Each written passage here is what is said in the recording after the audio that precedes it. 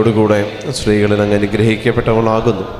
അങ്ങയുടെ ഉദരത്തിൻ ഫലമായ ഈശോ അനുഗ്രഹിക്കപ്പെട്ടവനാകുന്നു. പരിശുദ്ധ മറിയമേ തമ്പുരാൻ്റെ അമ്മേ, പാപികളായ ഞങ്ങൾക്ക് വേണ്ടി ഇപ്പോഴും ഞങ്ങളുടെ മരണസമയത്തും തമ്പുരാനോട് അപേക്ഷിച്ചുകൊള്ളണമേ. ആമേൻ. ഹല്ലേലൂയ. ഇരിക്കാം.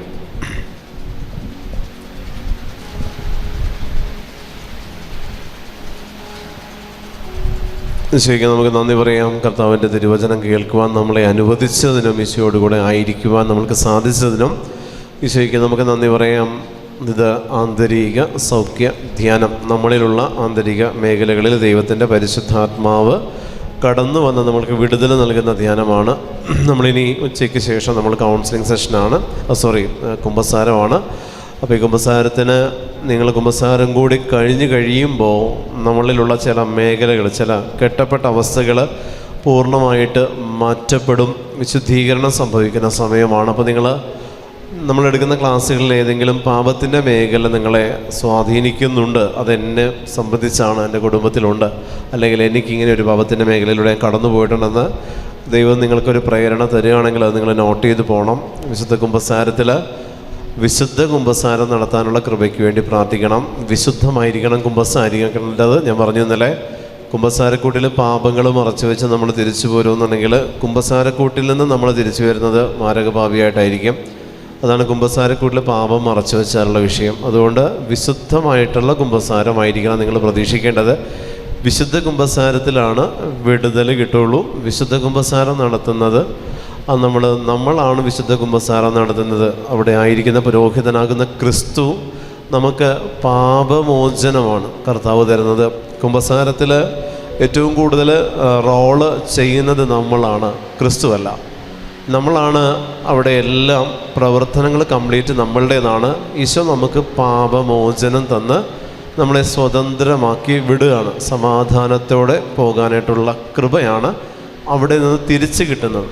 നിങ്ങൾക്കുള്ളതെല്ലാം ഇന്ന് വരെയുള്ള നിങ്ങളുടെ ജീവിതത്തിൽ വന്നിരിക്കുന്ന സകല പാപത്തിൻ്റെ മേഖലകളും വെറുത്തുപേക്ഷിക്കേണ്ട സ്ഥലം വിശുദ്ധ കുമ്പസാരക്കൂടാണെങ്കിൽ അവിടെ നിന്ന് തിരിച്ച് കർത്താവ് നമ്മളെ അഭിഷേകത്താൽ വിടുതലിനാൽ നമ്മളെ നിറച്ച് തിരിച്ചയക്കുന്ന സമയം. അതുകൊണ്ട് വിശുദ്ധ കുമ്പസാരം വിശുദ്ധമായിരിക്കാനായിട്ടുള്ള കൃപയ്ക്ക് വേണ്ടിയിട്ട് നിങ്ങൾ പ്രാർത്ഥിക്കുക. Hallelujah, hallelujah, hallelujah, hallelujah.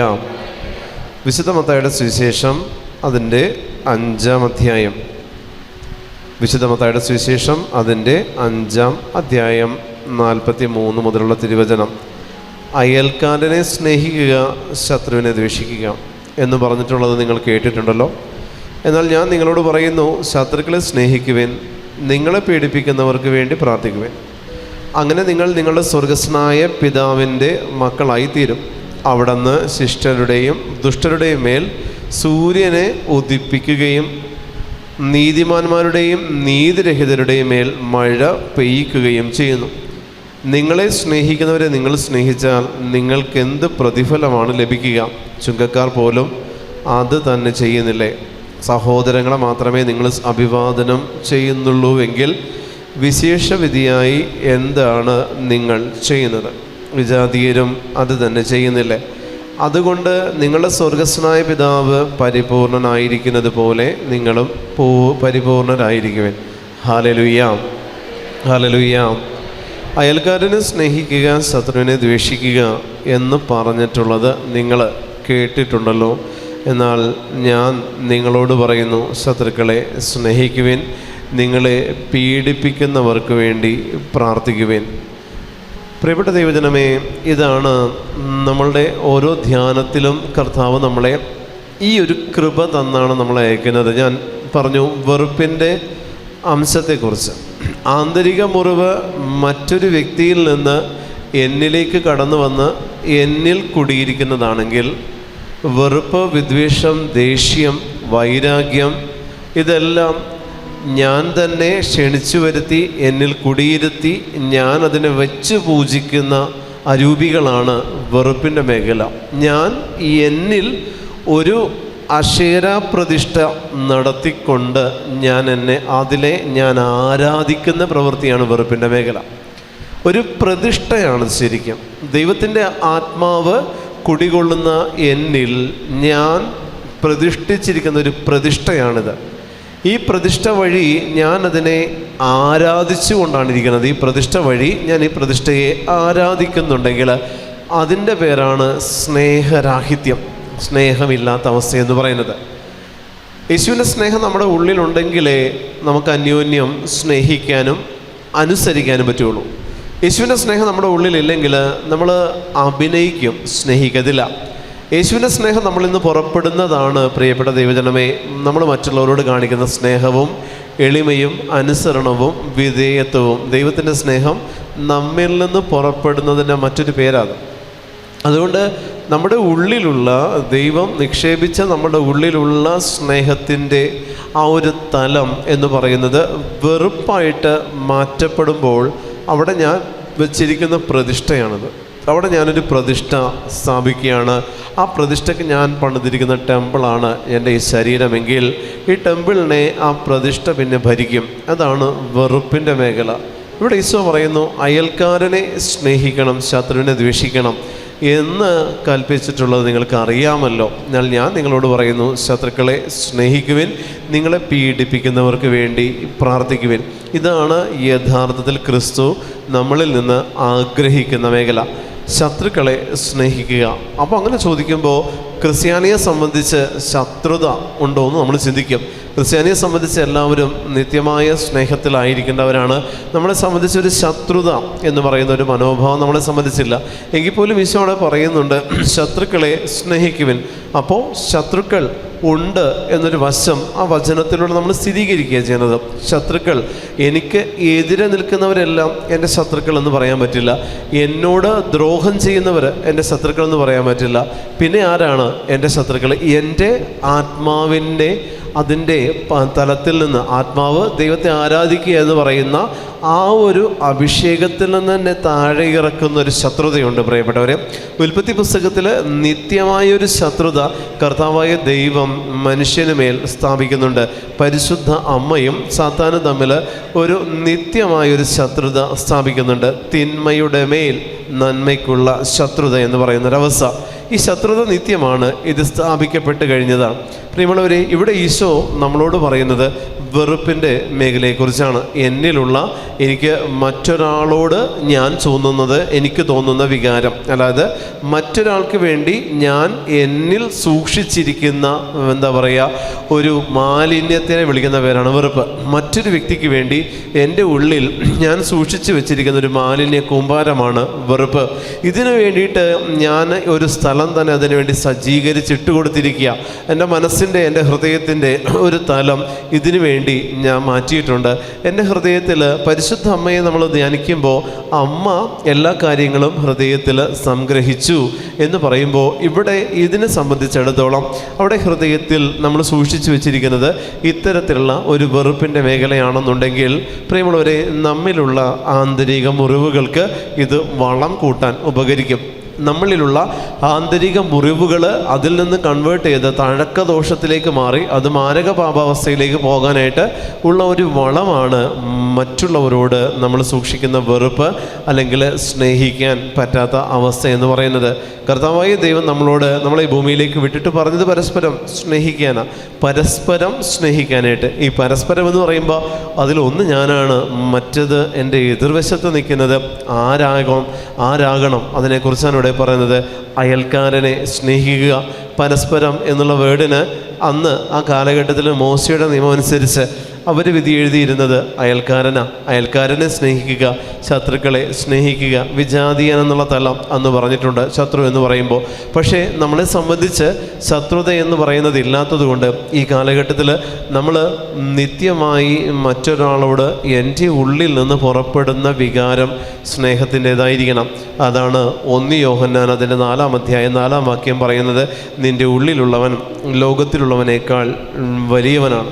ലോകത്തിലുള്ള സാത്താൻ എന്ന് പറയുന്ന അരൂപിയോടാണ് നമുക്ക് പലപ്പോഴും ദേഷ്യവും വെറുപ്പും ആയിട്ട് നമ്മളിങ്ങനെ അങ്ങനെയുള്ള വ്യക്തികൾ, അങ്ങനെയുള്ള പൊസസ്ഡ് ആയിട്ടുള്ള ആ ഒരു ആവാസത്തിലുള്ള വ്യക്തികളോടാണ് നമുക്ക് വെറുപ്പും വിദ്വേഷവും തോന്നുന്നതെങ്കിൽ നമ്മുടെ ഉള്ളിൽ വസിക്കുന്ന ദൈവത്തിൻ്റെ ചൈതന്യം നമ്മളോട് പറയുന്നു, നിൻ്റെ ഉള്ളിൽ ഉള്ളവൻ ലോകത്തിൽ ഉള്ളവനേക്കാൾ വലിയവൻ.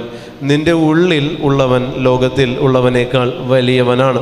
അപ്പോൾ എൻ്റെ ഉള്ളിൽ വസിക്കുന്ന ദൈവത്തെ തിരിച്ചറിയാനായിട്ടുള്ള കൃപ നമുക്കില്ലാതെ പോകുന്നിടത്ത് നമ്മുടെ ഉള്ളിൽ നമ്മൾ സൂക്ഷിക്കുന്ന വികാരമാണ് പ്രിയപ്പെട്ടവരെ ഈ വെറുപ്പ് എന്ന് പറയുന്ന വികാരം.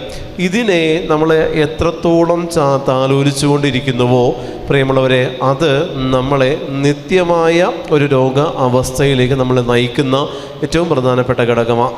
നിത്യമായ ഒരു രോഗാവസ്ഥയിലേക്ക് നമ്മളെ നയിക്കും. വെറുപ്പിൻ്റെ മേഖല നമ്മുടെ ഉള്ളിലുണ്ട് എന്നുണ്ടെങ്കിൽ ക്രമേണ ഇത് നമ്മുടെ ശരീരത്തിൻ്റെ ഓരോ ഓർഗനിലേക്ക് ഇത് പ്രവേശിക്കാൻ തുടങ്ങും. ഫിസിക്കലി ഓരോ ഓർഗനിലേക്ക് ഇത് പ്രവേശിക്കും. സ്പിരിച്വലി നമ്മൾ നോക്കുമ്പോൾ നമ്മുടെ ഉള്ളിൻ്റെ ഉള്ളിൽ വെറുപ്പെന്ന് പറയുന്നത് ഒരു വികാരം മാത്രം, അല്ലെങ്കിൽ ഒരു സ്വഭാവമാണ്. അതിനെ നമ്മൾക്കൊരു ഒബ്ജക്റ്റായിട്ട് എടുത്ത് കാണിച്ചു കൊടുക്കാനൊന്നും പറ്റത്തില്ല. പക്ഷെ അതിൻ്റെ ഉള്ളിൻ്റെ ഉള്ളിലുണ്ട്. അതൊരു സ്പിരിച്വൽ അപ്പിയറൻസ് ആണ് അവിടെയുള്ള. അങ്ങനെ എനിക്കത് കിട്ടിക്കൊണ്ടിരിക്കുന്നുണ്ടെങ്കിൽ അതിനെ ഞാൻ എങ്ങനെ എൻ്റെ ശരീരം ഇതെൻ്റെ ഉള്ളിലുണ്ട് എന്നെൻ്റെ ശരീരം എനിക്ക് ബോധ്യം തരുന്നതാണ്. ഇത് ശരീരത്തിൽ ഏതെങ്കിലും ഒന്നിലോട്ട് ഇത് പ്രവേശിച്ച് അവിടം രോഗാവസ്ഥയിലേക്ക് വരും. ബ്ലോക്കുകൾ സ്റ്റാർട്ട് ചെയ്യും. ശരീരത്തിൽ ബ്ലോക്കുകൾ സ്റ്റാർട്ട് ചെയ്യും. ഹാർട്ടിന് അല്ലെങ്കിൽ എന്താ പറയുക കിഡ്നിയിൽ ഒക്കെ ബ്ലോക്കുകൾ സ്റ്റാർട്ട് ചെയ്ത് ബ്രെയിനിൽ സ്ട്രോക്കായിട്ടൊക്കെ ഇത് സ്റ്റാർട്ട് ചെയ്ത് അവസാനം അതിൻ്റെ പീക്ക് സ്റ്റേജിലേക്ക് എത്തുമ്പോഴായിരിക്കും ഇതിനെപ്പറ്റി ചിന്തിക്കുന്നത്. ഹോസ്പിറ്റലിൽ എത്തിയതിന് ശേഷം ഇങ്ങനെയുള്ള വ്യക്തികൾ കൗൺസിലിങ്ങിനോ മറ്റ് കാണാനായിട്ടൊക്കെ വരുമ്പോൾ ആദ്യം ഈശോ മെസ്സേജ് തരുന്നത് ആരോടാണ് വെറുപ്പ് എന്ന് ആദ്യം ചോദിക്കും. ആരോടാണ് വെറുപ്പ്? ഈ ബ്ലോക്ക് വരുമ്പോൾ തന്നെ കർത്താവ് ഫസ്റ്റ് ചോദിക്കുന്ന മെസ്സേജിൽ ആദ്യം തരുന്ന ചോദ്യം ഇതാണ്: ആരോടാണ് വെറുപ്പ്? അമ്മനോടാണോ, അപ്പനോടാണോ, ഭർത്താവിനോടാണോ, ഭാര്യയോടാണോ, സഹോദരങ്ങളോടാണോ? ഓരോ തലമനുസരിച്ച് വെറുപ്പിൻ്റെ കാഠിന്യത്തിലും വ്യത്യാസമുണ്ട്. മാതാപിതാക്കളോട് തോന്നുന്ന വെറുപ്പിൻ്റെ കാഠിന്യവും ഭാര്യയ്ക്ക് ഭർത്താവിനോടും ഭർത്താവിന് ഭാര്യയോടും തോന്നുന്ന വെറുപ്പിൻ്റെ കാഠിന്യവും തമ്മിൽ അനുപാതത്തിൽ തലത്തിൽ വ്യത്യാസമുണ്ട്. അങ്ങനെ ഓരോ വെറുപ്പിൻ്റെ തലമെടുത്ത് നോക്കിയാൽ ഏത് കൂദാശ വഴി നിങ്ങൾ ബന്ധപ്പെട്ട് കിടക്കുന്നുവോ ആ കൂദാശയ്ക്കെതിരെ നിങ്ങൾ ചെയ്യുന്ന, അറിയാതെ പോലും നിങ്ങൾ ചെയ്തുകൊണ്ടിരിക്കുന്ന ഒരു പാപത്തിൻ്റെ മേഖലയാണെങ്കിൽ അതനുസരിച്ച് ആ കൂദാശയ്ക്കെതിരായിട്ടുള്ള അരൂപിയാണ് ആ കുടുംബത്തിൽ ചാർജ് എടുക്കുന്നത്. ആ കൂദാശയ്ക്കെതിരായിട്ടൊരു അരൂപി ആ കുടുംബത്തിൽ ആ ഒരൊറ്റ ഒരു വെറുപ്പോടുകൂടെ ചാർജ് എടുക്കുക. പിന്നീട് അങ്ങോട്ട് ആ കുടുംബത്തിൻ്റെ ഈ വെറുപ്പിൻ്റെ അരൂപി ഒരു വ്യക്തിയുടെ ഉള്ളിലാണെങ്കിൽ ഞാൻ പറഞ്ഞു അതിൻ്റെ തലമനുസരിച്ച് അപ്പനോട്, അമ്മയോട്, ഭാര്യയോട്, ഭർത്താവിനോട്, മക്കളോട്, സഹോദരങ്ങളോട് ഇതിൻ്റെ തലമനുസരിച്ച് ഏത് കൂദാശയ്ക്ക് കീഴിൽ ആ ബന്ധം വരുന്നുവോ അതനുസരിച്ച് ആ കൂദാശയ്ക്കെതിരായിട്ടുള്ള അരൂപി കുടുംബത്തിൽ ചാർജ് എടുക്കും. ഈ വ്യക്തിയിൽ വെറുപ്പിൻ്റെ അരൂപിയും കുടുംബത്തിൽ ആ കൂദാശയ്ക്കെതിരായിട്ടുള്ള അരൂപിയും രണ്ടും ഒരുപോലെ ചാർജ് എടുക്കും. പിന്നീട് അങ്ങോട്ട് ഈ കുടുംബത്തിൻ്റെ ഓരോരോരോ ഘട്ടങ്ങളായിട്ട് ഈ കുടുംബത്തിൻ്റെ ഓരോ അവസ്ഥകളിൽ വീഴ്ചകൾ സ്റ്റാർട്ട് ചെയ്യും. ഈ കുടുംബത്തിൻ്റെ സാമ്പത്തിക മേഖലയിൽ, കുടുംബത്തിൻ്റെ മൊത്തത്തിലുള്ള ആരോഗ്യസ്ഥിതിയിൽ എല്ലാത്തിലും കോമൺ ആയിട്ട് ഇങ്ങനെ വീഴ്ചകൾ ഓരോന്നോരോന്നായിട്ട് വന്നു തുടങ്ങും. അതുവരെ ഉണ്ടായിരുന്ന ഒരു കെട്ടുറപ്പ് നഷ്ടപ്പെട്ടു തുടങ്ങും. അതുവരെ ഉണ്ടായിരുന്ന ഒരു ഫാമിലി ബോണ്ടിങ് ഉണ്ട്, അത് കംപ്ലീറ്റ് മാറി തുടങ്ങും. പിന്നീട് അങ്ങോട്ട് ഈ ഫാമിലിയിൽ ഒരാൾക്ക് ഒരാളെ കാണാനായിട്ട് പറ്റാത്ത രീതിയിൽ ഇതിങ്ങനെ ബ്ലോക്കായി മാറ്റപ്പെട്ട് കിടക്കും. ഇവരുടെ സാമ്പത്തിക മേഖല തച്ചുടയ്ക്കപ്പെടും. പിന്നീട് നമുക്കൊന്ന് മൂവ് ചെയ്യാനായിട്ട് പറ്റാത്ത രീതിയിൽ, അവിടെ നിന്ന് പുറത്തേക്ക് ഇറങ്ങാൻ അല്ലെങ്കിൽ അതൊന്ന് വിട്ടു മാറാനായിട്ട് പറ്റാത്ത രീതിയിൽ നമ്മൾ എന്നേക്കുമായിട്ടൊരു കറുത്ത ചങ്ങല കൊണ്ട് കെട്ടിയിടുന്ന ഒരു അവസ്ഥയിലേക്ക് ഈ വെറുപ്പിൻ്റെ മേഖല വളർന്ന് പന്തലിക്കും. പ്രിയപ്പെട്ടവരെ, ഈ വെറുപ്പിൻ്റെ മേഖല വളർന്ന് പന്തലിക്കുന്ന കുടുംബങ്ങളിലൊന്നും സ്വസ്ഥത ഉണ്ടാവില്ല. അകാല മരണങ്ങൾ സംഭവിക്കുക. അങ്ങനെയുള്ള കുടുംബങ്ങൾ എടുത്ത് നോക്കിക്കോ നിങ്ങൾ. പ്രായം എത്താതെയുള്ള മരണങ്ങൾ കൂടുതലായിരിക്കുള്ളൂ. പ്രായം എത്താതെ മരിക്കും. അതുപോലെ തന്നെ കിടപ്പായി പോകുന്ന രോഗികളുടെ എണ്ണം കൂടും. അങ്ങനെയുള്ള കുടുംബങ്ങൾ നിങ്ങൾ നോക്കിക്കോ. മരിക്കുന്ന വ്യക്തികളെല്ലാം ബാക്കിയുള്ളവരെ വെറുപ്പിച്ചിട്ടേ മരിക്കുകയുള്ളൂ. മരിക്കുന്ന വ്യക്തികളെല്ലാം ബാക്കിയുള്ള ശേഷിച്ചവരെ വെറുപ്പിച്ചിട്ടേ മരിക്കുകയുള്ളൂ. അത്രത്തോളം അവരുടെ വേസ്റ്റ് ചുമക്കേണ്ട അവസ്ഥ ബാക്കിയുള്ളവർക്ക് വരുത്തും. അങ്ങനെ നമ്മൾ മാക്സിമം മറ്റുള്ളവർ ഇതൊന്ന് ചത്ത് കിട്ടിയാൽ മതി എന്നുള്ള അവസ്ഥയിൽ നമ്മൾ പ്രാർത്ഥിക്കുന്ന തലം വരും. ഇതൊന്ന് ചത്ത് കിട്ടിയാൽ മതി എന്നുള്ള തലത്തിൽ മറ്റുള്ളവർ പ്രാർത്ഥിക്കുന്ന അവസ്ഥയിൽ മറ്റുള്ളവരെ കൊണ്ട് പറയിപ്പിക്കുന്ന തരത്തിൽ ഇതിങ്ങനെ ബെഡിൽ കിടന്ന് അഴുത്ത് നാറുന്ന രീതിയിലേക്ക് കാര്യങ്ങൾ പോകും. അപ്പോഴൊരു ചിന്തിക്കുന്നില്ല ഇവരുടെ ഉള്ളിലുള്ള വെറുപ്പാണ് ഈ കിടക്കുന്നത് എന്നുള്ളത് നമ്മൾ ചിന്തിക്കത്തില്ല. നമ്മുടെ നാവിൽ നിന്ന് പുറപ്പെടുന്ന ഓരോ വാക്കിനും വിധി ദിവസത്തിൽ കണക്ക് കൊടുക്കേണ്ടി വരുമെന്ന് ഈശോ പറഞ്ഞിട്ടുണ്ടെങ്കിൽ, പ്രിയപ്പെട്ടവരെ, നാവിൽ നിന്നല്ലാതെ നമ്മുടെ ഹൃദയത്തിൽ സൂക്ഷിച്ചിരിക്കുന്നതോ എത്ര വലുതാണ്. അതിനെക്കുറിച്ച് നമ്മൾ ചിന്തിച്ചിട്ട് പോലുമില്ല. നമ്മൾ ചിന്തിക്കണം, നമ്മുടെ ഉള്ളിൽ പ്രവർത്തിക്കുന്ന ചില സാത്താൻ്റെ കെട്ടുകൾ, അരൂപികൾ നമ്മളിൽ ചില സ്വഭാവമായിട്ട് ഈ വെറുപ്പിൻ്റെ മേഖലകൾ തന്ന് നിത്യമായിട്ട് അവനുമായിട്ട് ഒരു എഗ്രിമെൻറ്റ് സൈൻ ചെയ്യാനായിട്ടുള്ള സാധ്യതകൾ അവൻ ഓപ്പൺ ചെയ്തിടും. Hallelujah, hallelujah, hallelujah. അവനുമായിട്ടൊരു എഗ്രിമെൻ്റ് സൈൻ ചെയ്യാനുള്ള സാധ്യതകളാണ് അവൻ ഓപ്പൺ ചെയ്തിടുന്നത്. പിന്നെ നമ്മൾ ഈ എഗ്രിമെൻറ്റിൻ്റെ പുറത്താണ് കാര്യങ്ങൾ മുന്നോട്ട് പോകുന്നത്. ഈ എഗ്രിമെൻറ്റിൻ്റെ പുറത്തെ കാര്യങ്ങൾ പിന്നീട് ഓരോന്നോരോന്നായിട്ട് മുന്നോട്ട് പോവുകയുള്ളൂ. ഈ കാലഘട്ടത്തിൽ ഇത് ഏറ്റവും കൂടുതൽ യങ്സ്റ്റേഴ്സിലാണ്, യൂത്തിൽ ഈ ഒരു വെറുപ്പിൻ്റെ മേഖല ഇങ്ങനെ കുമിഞ്ഞു കൂടുന്നത് കർത്താവ് കാണിച്ചു തരാറുണ്ട്. യൂത്തിൻ്റെ മേഖല, യൂത്തിൽ നമ്മുടെ യുവജനങ്ങളെ നമ്മൾ എടുത്ത് നോക്കിയാൽ നമുക്ക് മനസ്സിലാവും അവരിൽ ഈ ഒരു ബ്ലോക്ക് ഇപ്പോൾ കൂടുതലാണ്, ഈ കാലഘട്ടത്തിൽ കൂടുതലാണ്. വിദ്യാഭ്യാസം കൂടുന്നതനുസരിച്ച് ഇങ്ങനെയുള്ളതൊക്കെ അവരിൽ നിന്ന് ഒഴിവായി പോകേണ്ടതിന് പകരം അവരിൽ ഇങ്ങനെയുള്ള തഴക്കദോഷങ്ങൾ, നിലവാരം കുറഞ്ഞ അരൂപികൾ, നമ്മൾ നോക്കുമ്പോൾ ഒരു നിലവാരമില്ലാത്ത ഒരു അരൂപിയാണ്. മറ്റൊരാളെ പുച്ഛിച്ച് തള്ളി മുന്നോട്ട് പോകുന്നൊരു രീതിയുണ്ട്. നമ്മൾ എന്താ പറയുക, പ്രായമുള്ളവരെ അവർക്ക് കൺസിഡർ ചെയ്യാൻ ബുദ്ധിമുട്ടാണ്. ഇങ്ങനെ മൊത്തത്തിൽ ഇവരുടെ ഉള്ളിൽ സാത്താൻ ഈ ഒരു വെറുപ്പിൻ്റെ കണ്ടൻറ്റ് ഇട്ട് കൊടുത്താണ് വളർത്തുന്നത്. ഈ കെട്ട് പൊട്ടുന്നില്ല നമ്മുടെ യുവാക്കളിൽ, യങ്സ്റ്റേഴ്സിൽ ഈ കെട്ട് പൊട്ടാതെ ഇതിങ്ങനെ ഉള്ളിൽ സൂക്ഷിച്ച് മാതാപിതാക്കളോടുള്ള വെറുപ്പ്, സഹോദരങ്ങളോടുള്ള വെറുപ്പ് ഇതിങ്ങനെ കയറി അവസാനം കുടുംബത്തിലുള്ളവർ, കുടുംബത്തിൽ നിന്ന് എങ്ങനെയൊന്ന് വിട്ടു മാറിയാൽ മതി എന്നുള്ള രീതിയിലാകും മക്കളെക്കുറിച്ച് ചിന്തിക്കുന്നത്. ഇതെങ്ങോട്ടെങ്കിലും ഒന്ന് പോയി കിട്ടിയാൽ മതി എന്നുള്ള രീതിയിൽ മക്കളെക്കുറിച്ച് ചിന്തിക്കുന്ന മാതാപിതാക്കൾ എത്രയോ പേരുണ്ടെന്നറിയോ. എത്രയോ മാതാപിതാക്കൾ എൻ്റെ അടുത്ത് വന്ന് പറഞ്ഞിട്ടുണ്ടെന്നറിയോ, ഇതൊന്ന് ചത്ത് കിട്ടാൻ വേണ്ടിയിട്ട് ബ്രദറെ ഒന്ന് പ്രാർത്ഥിച്ചാൽ മതി. ഇത് മക്കളെക്കുറിച്ച് പറയാം, അത് പെണ്ണും ആണുമായിട്ടുള്ള മക്കളെ പറ്റി പറയാം, മാതാപിതാക്കൾ വന്നിട്ട് പറയാം, ഇതൊന്ന് ചത്ത് കിട്ടിയാൽ മതി ബ്രദറെ, ഞങ്ങൾ അനേകം കുഞ്ഞുങ്ങളെ നോക്കിക്കോളാം, അനേകർക്ക് വേണ്ടി ഞങ്ങൾ പ്രാർത്ഥിച്ചോളാം, ഇതൊന്ന് അവസാനിച്ച് കിട്ടിയാൽ മതി. കാരണം അനുസരണം എന്ന് പറയുന്നത് അവരിൽ ഈ കാലഘട്ടത്തിൽ തീരെയില്ല എന്നുള്ളതാണ്.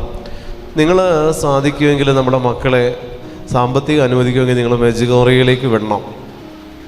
ഓഗസ്റ്റ് മാസത്തിൽ ആദ്യത്തെ ആഴ്ചകളിൽ ലോകത്തുള്ള സകല യുവജനങ്ങൾ സമ്മേളിക്കുന്നത് അവിടെ ഒരു ഓഗസ്റ്റ് 4 മുതൽ 8 വരെയുള്ള ദിവസങ്ങളിലാണെന്ന് എനിക്ക് തോന്നുന്നു. യുവജനങ്ങളെ നിങ്ങൾ വിടുക. നമ്മുടെ കുടുംബത്തിൽ പോയി വന്നവർ, ഞാൻ അവിടെ പോയിട്ടുണ്ട്, ഞാൻ പോയത് ആ സമയത്തല്ല, അവിടെ പോയി വന്നവർ ഇപ്പോൾ സാക്ഷ്യപ്പെടുത്തിയൊരു കാര്യമുണ്ട്. ആ സമയത്ത് യൂത്ത് അവിടെ ചെന്നതിന് ശേഷം അവിടെ ഇവരിങ്ങനെ പെടഞ്ഞ് വീഴുമെന്നാണ് പറയുന്നത്. ആ മണ്ണിൽ കാല് ചവിട്ടുമ്പോൾ, പരിശുദ്ധമ്മയുടെ പാദസ്പർശമേറ്റ ആ മണ്ണിൽ കാല് ചവിട്ടുമ്പോൾ ഇവരിലുള്ള തിന്മയുടെ കെട്ട് വിട്ട് മാറി ഈ മക്കൾ വെറുതെ കിടന്ന് പിടയ്ക്കുമെന്ന്. ഒരു ഡെലിവറൻസ് മിനിസ്റ്റർ ചെയ്യുന്ന ഫീലിൽ ഈ മക്കൾ അവിടെ കിടന്ന് പിടയ്ക്കുമെന്നു. അവിടുത്തുകാർ പറഞ്ഞൊരു കാര്യമുണ്ട്.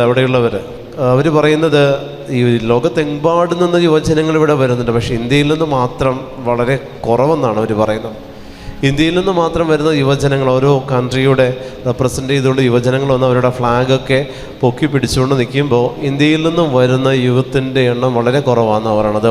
അവിടെ സാധാരണ അവിടെ പോകുന്നതൊക്കെ ഒരുവിധം പ്രായം എത്തി വൃദ്ധരായിട്ടുള്ളവരാണ്. സാധാരണ ഇങ്ങനെയുള്ള തീർത്ഥാടന സ്ഥലങ്ങളിലേക്കൊക്കെ നമ്മൾ പോകുന്നുണ്ടെങ്കിൽ നിങ്ങൾ മെജുഗോറിയയിലേക്ക് നിങ്ങളുടെ മക്കളെ, യൂത്തിനെ ഒന്നിച്ച് നിങ്ങൾ വിടാൻ നോക്കിയാൽ അവിടെ നടക്കുന്ന അത്ഭുതങ്ങൾ, ആ കുട്ടികൾ തിരിച്ചു വരുമ്പോൾ മാനസാന്തരത്തിൻ്റെ അഭിഷേകത്തിൽ അവർ തിരിച്ചു വരുന്നത് നിങ്ങൾക്ക് കാണാൻ പറ്റും. ഒന്നും വേണ്ട, പള്ളിയിൽ ആ മണ്ണിൽ കാലുകുത്തിയാൽ മതി, അവിടെ തന്നെ ആ മക്കൾക്ക് വിടുതൽ കിട്ടുന്നുണ്ട്. ഒത്തിരി പേര് ഇപ്പോൾ എന്നോട് പറഞ്ഞു. ലാസ്റ്റ് പോയി വന്ന ബാച്ച് പോലും അവർ പറയായിരുന്നു എല്ലാ ദിവസവും 5:40 അത് ഞാനും കണ്ടതാണ്, ഞാൻ പോയപ്പോഴുണ്ടായതാണ്. 5:40 അവിടെ ജപമാല സ്റ്റാർട്ട് ചെയ്യും. വൈകിട്ട് 5:40 ജപമാല സ്റ്റാർട്ട് ചെയ്യുമ്പോൾ ആകാശത്ത് പരിശുദ്ധമ്മയുടെ രൂപം വരും.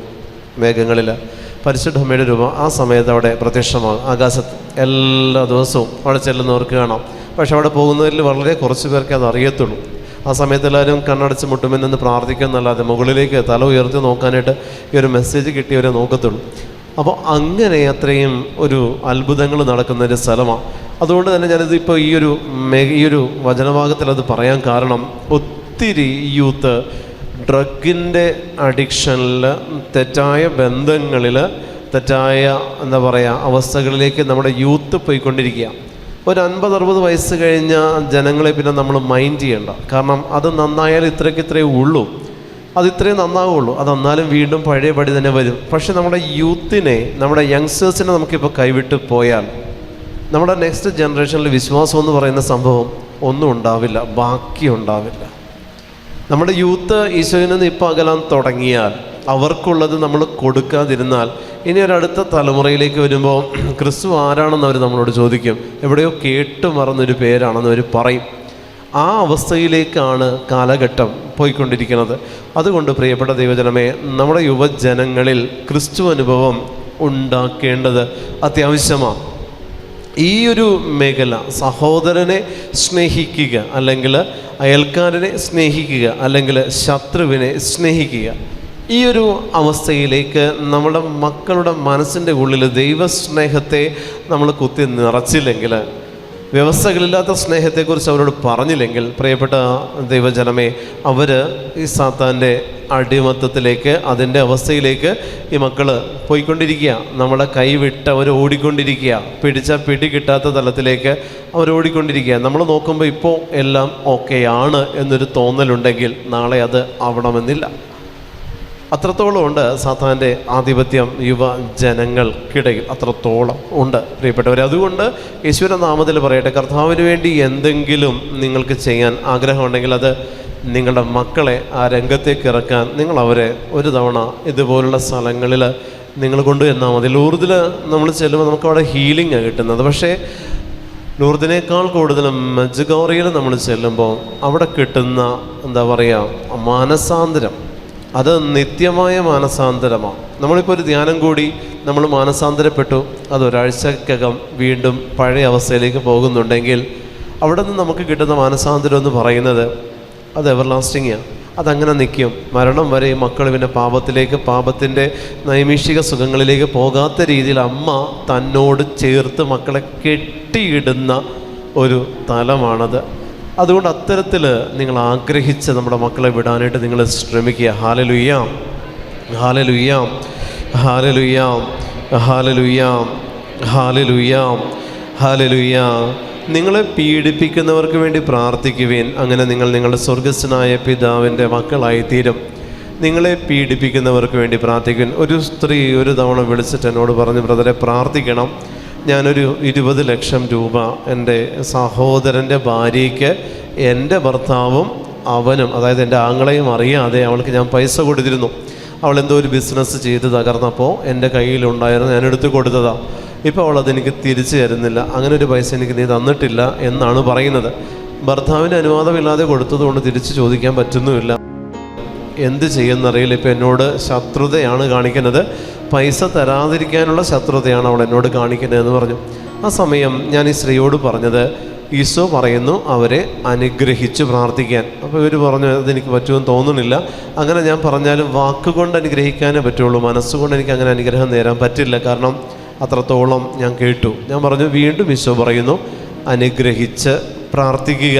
ഇവരനുഗ്രഹിച്ച് പ്രാർത്ഥിക്കാൻ തുടങ്ങി. കർത്താവേ, അവരെ നീ സമൃദ്ധമായിട്ട് അനുഗ്രഹിക്കണമേ, ഈ സ്ത്രീയെ നീ സമൃദ്ധമായിട്ട് അനുഗ്രഹിക്കണമേ. ഒരു 10-300 തവണയെങ്കിലും ഇതൊരു ദിവസം ഇത് പറയാൻ തുടങ്ങി. ഇത് പറയാൻ തുടങ്ങിയതിന് ശേഷം എതിർവശത്തുണ്ടായി പൈസ കൊടുക്കേണ്ട സ്ത്രീക്ക് പിന്നെ കിടക്കാൻ പറ്റുന്നില്ല. പ്രിയപ്പെട്ടവരെ, രാത്രി അർദ്ധരാത്രിയോട് ചേർന്ന് ഈ സ്ത്രീ വരെ വിളിച്ചിട്ട് പറഞ്ഞു, ഞാൻ ഇത്ര ദിവസത്തിനുള്ളിൽ പൈസ തിരിച്ച് തരും. അങ്ങനെ എനിക്ക് എൻ്റെ ഉള്ളിൽ ഭയങ്കര ഒരു പ്രേരണ. എനിക്ക് കിടക്കാൻ പറ്റുന്നില്ല, എനിക്ക് ഉറങ്ങാൻ പറ്റുന്നില്ല, ശരീരം മൊത്തം വരിഞ്ഞു മുറുകുന്നൊരവസ്ഥയാണ്. പ്രിയമുള്ളവരെ, ഇവിടെ എന്താ സംഭവിക്കുന്നത്?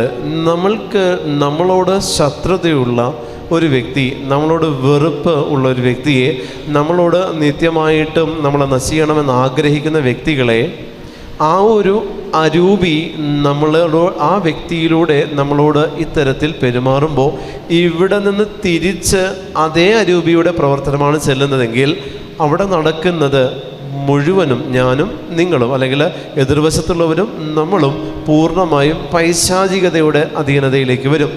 അവിടെ നിന്ന് തൊടുത്തു വിടുന്ന സാത്താൻ്റെ ഈ അസ്ത്രത്തിനെതിരെ ഇവിടെ നിന്ന് ദൈവത്തിൻ്റെ ചൈതന്യത്തെ തൊടുത്തു വിടലാണ് അവരെ നീ അനുഗ്രഹിക്കണമേ എന്ന് പറഞ്ഞു പ്രാർത്ഥിക്കുന്നത്. അവരെ നീ അനുഗ്രഹിക്കണമേ എന്ന് പറഞ്ഞ് പ്രാർത്ഥിക്കുമ്പോൾ ഇവരുടെ ഉള്ളിലുള്ള അരൂപിയിലേക്കാണ് ഈ അനുഗ്രഹത്തിൻ്റെ വർഷം കടന്നു ചെല്ലുന്നത്.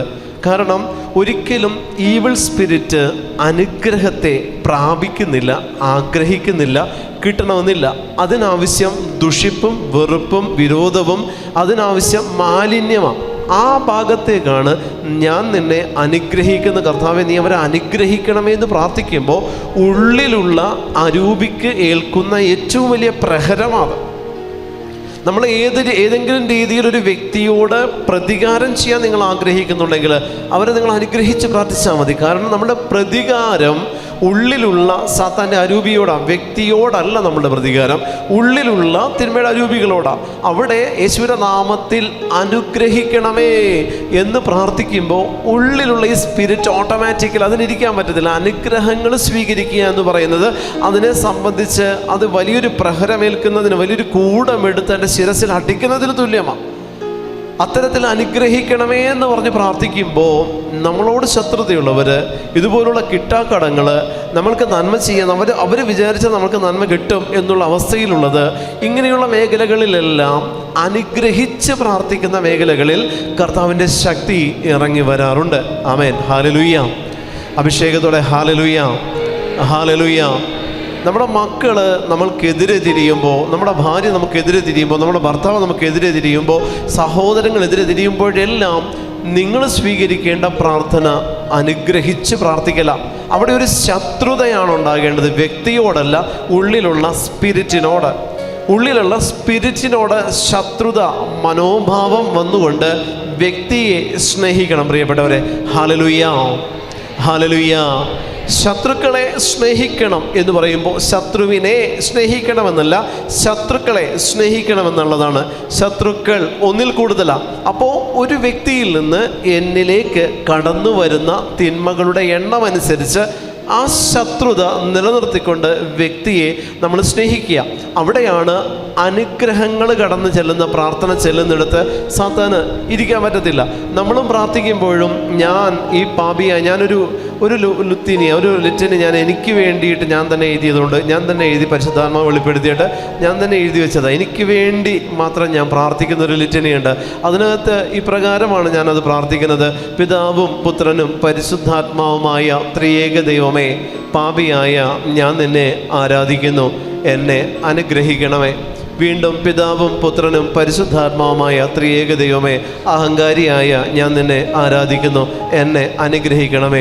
പിതാവും പുത്രനും പരിശുദ്ധാത്മാവുമായ ത്രിയേക ദൈവമേ, നുണയനായ, വഞ്ചകനായ, നീചനായ, നന്ദികെട്ടവനായ, ഇങ്ങനെ നമ്മുടെ തിന്മയുടെ വിശേഷണങ്ങൾ, ലോകം നമുക്ക് തന്നിരിക്കുന്ന വിശേഷണങ്ങൾ, നമ്മളിലുള്ള പാപത്തിൻ്റെ വിശേഷണങ്ങൾ പറഞ്ഞിട്ട് ഞാൻ നിന്നെ ആരാധിക്കുന്നു എന്ന് പറയുമ്പോൾ ഈ വിശേഷണങ്ങൾ ആകുന്ന ഈവിൾ സ്പിരിറ്റ് ദൈവത്തെ ആരാധിക്കാൻ നിർബന്ധിക്കപ്പെടും. ക്രമേണ അതിന് എൻ്റെ ഉള്ളിൽ നിന്ന് പുറത്താക്കപ്പെടുന്ന പ്രവൃത്തി. അത് ആരാധിക്കാൻ നിർബന്ധിക്കപ്പെട്ടാൽ അത് ആരാധിക്കത്തില്ല, പകരം ഒഴിഞ്ഞു പോകാൻ നോക്കും, അതെന്നെ വിട്ടുമാറിക്കൊള്ളും. നുണയനായ ഞാൻ നിന്നെ ആരാധിക്കുന്നു എന്ന് പറയുമ്പോൾ എന്നിലുള്ള നുണ പറയിപ്പിക്കുന്ന അരൂപിയാണ്, അതുവഴി വിട്ടുപോകേണ്ടി വരും. അതല്ലെങ്കിൽ അത് ദൈവത്തെ ആരാധിക്കണം. അതിനെ സംബന്ധിച്ച് ദൈവത്തെ ആരാധിക്കാൻ പറ്റില്ല.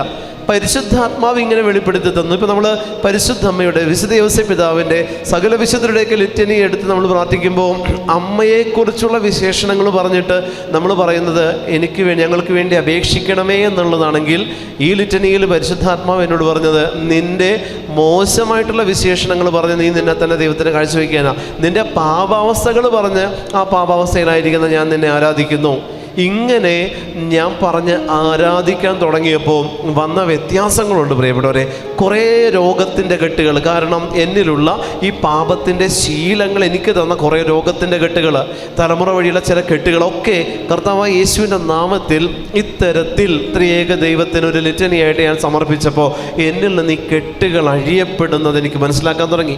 അലസനായ ഞാൻ നിന്നെ ആരാധിക്കുന്നു, മടിയനായ ഞാൻ നിന്നെ ആരാധിക്കുന്നു, സമയത്തെ നഷ്ടപ്പെടുത്തുന്ന ഞാൻ നിന്നെ ആരാധിക്കുന്നു. ഇങ്ങനെ എൻ്റെ വിശേഷണങ്ങൾ, എൻ്റെ നല്ല വിശേഷണങ്ങളല്ല, എൻ്റെ മോശം വിശേഷണങ്ങൾ പറഞ്ഞുകൊണ്ട് ആരാധിക്കാൻ തുടങ്ങിയപ്പോൾ ആ മോശം വിശേഷണങ്ങളാകുന്ന അരൂപി എന്നെ വിട്ട് മാറാൻ തുടങ്ങി. പരിശുദ്ധാത്മാവ് വെളിപ്പെടുത്തിയതാ.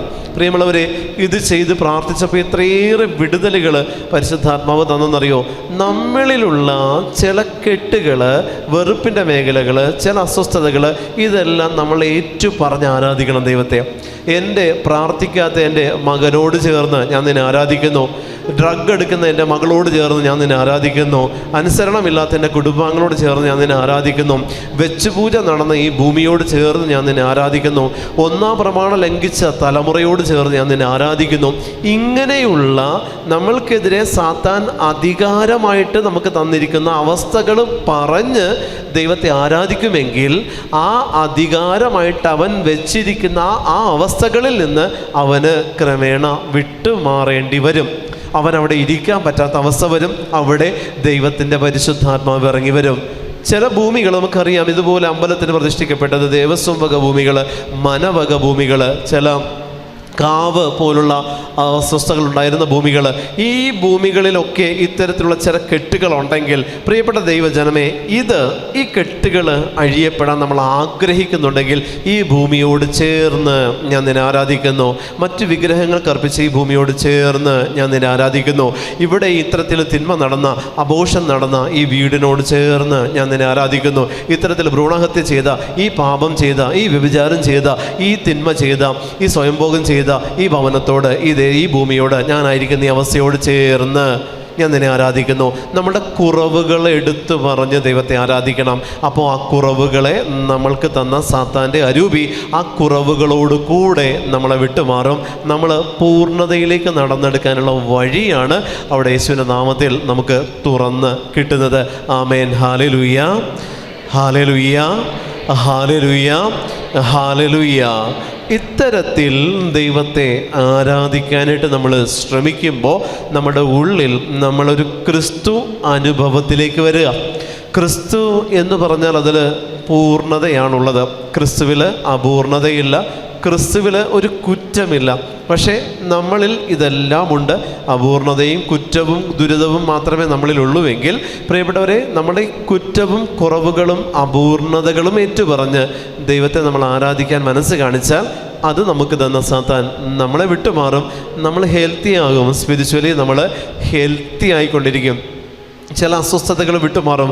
നമ്മുടെ കുടുംബത്തിൽ ഏതെങ്കിലുമൊക്കെ മക്കൾ യേശുവിനെ അറിയാതെ ധിക്കരിച്ച് ജീവിക്കുന്നവർ, ജോലിക്ക് പോകാതെ അടച്ചിട്ട മുറിയിലിരിക്കുന്നവർ, ഒറ്റയ്ക്കിരിക്കുന്ന മക്കൾ, ചില മക്കൾ ഇരുട്ടിനെ സ്നേഹിക്കുന്ന മക്കളുണ്ട്, ഇരുട്ടത്തിരിക്കാനാണ് ഇഷ്ടം. ചില മക്കൾ അടച്ചിട്ട വീടുകളിൽ പോയിട്ട് ഒറ്റയ്ക്കിരിക്കുന്നവരുണ്ട്. എവിടെയെങ്കിലുമൊക്കെ അടച്ചു പൂട്ടിയിരിക്കുന്ന വീടുകളുണ്ടാവും. ആ വീടുകളിൽ പണി തീരാറായിട്ട് തീരാതെ കിടക്കുന്ന, ഇങ്ങനെ എന്താ പറയുക, പണി തീരാത്ത അവസ്ഥയിൽ കാട് പിടിച്ച് കിടക്കുന്ന അവസ്ഥകളിൽ അവിടെ പോയി ഇരിക്കുന്ന കുട്ടികൾ. ഇങ്ങനെ സാത്താൻ കൊണ്ടുപോകുന്ന പല വഴികളുണ്ട്. ഇങ്ങനെ സാത്താൻ കൊണ്ടുപോകുന്ന പല വഴികളിലേക്ക് നമ്മുടെ കുട്ടികൾ അവർ പൊസസ്ഡായിട്ട് അവരിങ്ങനെ സാത്താൻ കൊണ്ടുപോകുന്നുണ്ട്. അവരറിയുന്നില്ല. അവരൊരു കീ കൊടുത്ത് വിട്ട പാവയെ പോലെ ഈ മക്കളിങ്ങനെ പോവാം.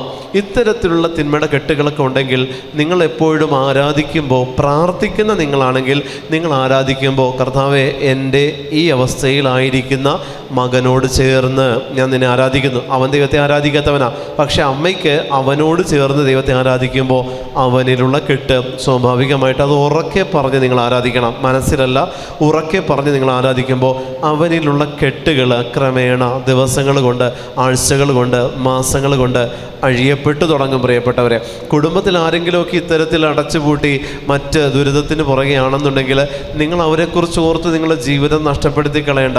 പകരം ഈ പ്രാർത്ഥനകളിൽ അതിനൊരു വിടുതൽ കൊടുക്കാനായിട്ട് ദൈവത്തിന് സാധിക്കും. നമ്മൾ ഇത്തരത്തിൽ ദൈവത്തെ ആരാധിക്കുമ്പോൾ അവിടെ ഒരു വിടുതൽ കർത്താവിന് കൊടുക്കാനായിട്ട് എളുപ്പമാണ്. ദൈവത്തിൻ്റെ പരിശുദ്ധാത്മാവ് ഉള്ള വ്യക്തിക്ക് അത്തരത്തിലില്ലാത്ത വ്യക്തികളെ ദൈവത്തിലേക്ക് അടുപ്പിക്കാൻ സാധിക്കും. നിങ്ങളിൽ ദൈവത്തിൻ്റെ പരിശുദ്ധാത്മാവുണ്ടോ? അത് മതി.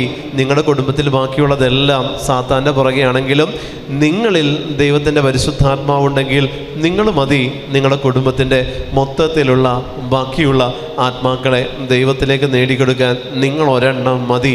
Hallelujah, hallelujah, hallelujah, hallelujah, hallelujah.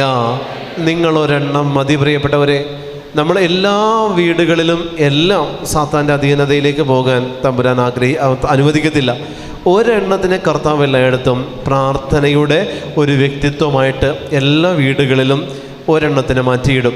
എല്ലാ ദേശത്തും ഒരു പ്രവാചകനെ കർത്താവ് നിയോഗിക്കും. എല്ലാ ഭവനത്തിലും ഒരു പ്രാർത്ഥിക്കുന്ന വ്യക്തിയെ കർത്താവ് അവശേഷിപ്പിക്കും. ഒരു ഭവനത്തിൽ 5 പേരുണ്ടെങ്കിൽ 5ഉം സാത്താൻ്റെ അടിമത്തത്തിലേക്ക് പോകത്തില്ല. ഒരു ദേശം മൊത്തം പൈശാചികതയാണെങ്കിലും അവിടെ ഒരു പ്രവാചക ദൗത്യത്തെ കർത്താവ് എടുത്തുയർത്തും. ഒരു ദേശത്തിന് ഒരു പ്രവാചകനെ കർത്താവ് കൊടുത്തിട്ടുണ്ട്. അതുപോലെ നമ്മളുടെ ഭവനത്തിലും ഒരെണ്ണം നിങ്ങളായിരിക്കാം, അത് പ്രാർത്ഥിക്കുന്ന ഒരെണ്ണമുണ്ടെങ്കിൽ ആ ഒരെണ്ണത്തിലൂടെ ബാക്കിയുള്ള 4 എണ്ണത്തിനെയും ദൈവത്തിലേക്ക് അടുപ്പിക്കാൻ ദൈവത്തിനറിയാം. ഒരെണ്ണം മതി, ആ ഒരെണ്ണം മതി, ബാക്കിയുള്ള ദിശയിലേക്ക് വന്നോളും. ആ ഒരെണ്ണം സ്ട്രോങ് ആയിട്ട് നിൽക്കണം. പരിശുദ്ധാത്മാവിൽ നിറഞ്ഞ് വിശ്വാസത്തിൽ നിറഞ്ഞ് സ്ട്രോങ് ആയിട്ട് നിൽക്കുന്ന ഒരെണ്ണം ഒരു കുടുംബത്തിലുണ്ടായാൽ മതി. സമയമെടുക്കുമായിരിക്കും, എങ്കിൽ പോലും അവിടെ വിടുതൽ നിത്യമായിട്ട് ഉറപ്പായിട്ട് കർത്താവിൻ്റെ വാഗ്ദാനമാണ്. കാരണം ആ ഒരെണ്ണത്തിലൂടെ കർത്താവിന് ആ ദേശത്തെ നേടിയെടുക്കാനായിട്ട് പറ്റും. Hallelujah, hallelujah. അഭിഷേകത്തോടെ പറഞ്ഞ ഹല്ലേലൂയ, ഹല്ലേലൂയ, ഹല്ലേലൂയ, ഹല്ലേലൂയ. അപ്പോൾ ഇവിടെ വീണ്ടും വചനത്തിൽ നമ്മൾ വായിക്കുന്നുണ്ട്, ദുഷ്ടരെയും നിങ്ങളെ പീഡിപ്പിക്കുന്നവർക്ക് വേണ്ടി പ്രാർത്ഥിക്കുവിൻ, അങ്ങനെ നിങ്ങൾ നിങ്ങളുടെ സ്വർഗസ്ഥനായ പിതാവിൻ്റെ മക്കളായിത്തീരും. അവിടുന്ന് ശിഷ്ടരുടെയും ദുഷ്ടരുടെയും മേൽ സൂര്യനെ ഉദിപ്പിക്കുകയും നീതിമാന്മാരുടെയും നീതിരഹിതരുടെയും മേൽ മഴ പെയ്യിക്കുകയും ചെയ്യുന്നു. കർത്താവിൻ്റെ ശക്തി, പ്രകൃതിയിലായിരിക്കുന്ന ദൈവത്തിൻ്റെ ശക്തി ഒരുപോലെ സകല മനുഷ്യർക്കും അവകാശപ്പെട്ട് അനുഭവിക്കുന്നത് പോലെ തന്നെയാണിതും. അതുകൊണ്ട് നിങ്ങളിൽ നിന്ന് പുറപ്പെടുന്ന ദൈവത്തിൻ്റെ ശക്തി കൊണ്ട് നിങ്ങളുടെ കുടുംബത്തെ നിങ്ങൾക്ക് നേരെ ആക്കാൻ പറ്റും. നിങ്ങളിൽ നിന്ന് പുറപ്പെടുന്ന ദൈവത്തിൻ്റെ ശക്തി കൊണ്ട് നിങ്ങളുടെ കുടുംബത്തെ നിങ്ങൾക്ക് നേരെയാക്കാൻ പറ്റും. ദൈവത്തിൻ്റെ പരിപാലന നിങ്ങളുടെ കൂടെ ഉണ്ടായാൽ മതി. ദൈവത്തിൻ്റെ ചൈതന്യത്തിൽ വിട്ട് നിങ്ങൾ മാറരുത്. ദൈവത്തിൻ്റെ ചൈതന്യത്തിൽ നിങ്ങൾ നിലനിൽക്കുമെങ്കിൽ നിങ്ങളിലൂടെ പുറപ്പെടുന്ന ശക്തി മതി. പ്രിയപ്പെട്ടവരെ, വലിയ അത്ഭുതങ്ങളും അടയാളങ്ങളും അവിടെ സംഭവിക്കും. നിങ്ങളുടെ കുടുംബത്തിൽ വലിയ വിടുതലുകൾ സംഭവിക്കും. മറ്റൊന്ന്, കുടുംബത്തിൻ്റെ കെട്ടുകൾ. ഇത് ഈ വചനഭാഗത്തിൻ്റെ തൊട്ട് താഴെ തന്നെ ഉള്ളതാണ്. ധർമ്മദാനം എന്ന് പറയുന്ന ഒരു പോർഷൻ 6-ാമത്തെ അധ്യായത്തിൻ്റെ 1 മുതലുള്ള വാക്യങ്ങളിൽ പറയുന്നുണ്ട്. നമ്മുടെ എല്ലാവരുടെയും കുടുംബങ്ങളിൽ ഈ ഒരു കാലഘട്ടത്തിലായിട്ടാണ് ഞാൻ ഈ ദശാംശത്തെ പറ്റി പറഞ്ഞു തുടങ്ങിയത്. ഈ കാലഘട്ടത്തിലായിട്ടാണ്. ഞാനിതിനു മുമ്പ് വരെ ഇതിനെപ്പറ്റി പറയില്ലായിരുന്നു. പക്ഷേ ഒത്തിരി കുടുംബങ്ങളിൽ സാമ്പത്തിക മേഖല കെട്ടപ്പെട്ട അവസ്ഥയിൽ ഒത്തിരി കുടുംബങ്ങൾ ഇങ്ങനെ വന്ന് കാണുന്നുണ്ട്. സാമ്പത്തിക മേഖല തകർന്ന് തരിപ്പണമായ അവസ്ഥയിൽ. പ്രിയമുള്ള ദൈവജനമേ, നിങ്ങളുടെ എല്ലാ പ്രതീക്ഷകളും അസ്തമിച്ച് കഴിയുമ്പോൾ നിങ്ങൾക്ക് ചെയ്യാവുന്നൊരു ബിസിനസ്സാണ് ദശാംശം അല്ലെങ്കിൽ ദാനധർമ്മം. നിങ്ങളുടെ എല്ലാ പ്രതീക്ഷകളും അസ്തമിച്ച് ഇനി ഒരു തരത്തിൽ നിങ്ങൾക്ക് 1 രൂപ പോലും വരാനില്ല, എല്ലാ വഴികളും അടഞ്ഞു കിടക്കുന്ന അവസരത്തിൽ നിങ്ങൾക്ക് കർത്താവുമായി ചേർന്ന് ചെയ്യാവുന്ന ബിസിനസ്സാണ് ദശാംശം. അത് നിങ്ങൾ നിങ്ങൾ കൊടുക്കണം. ദൈവത്തിൻ്റെ പരിശുദ്ധാത്മാവ് തരുന്ന പ്രേരണ അനുസരിച്ച് നിങ്ങളത് വിളമ്പണം.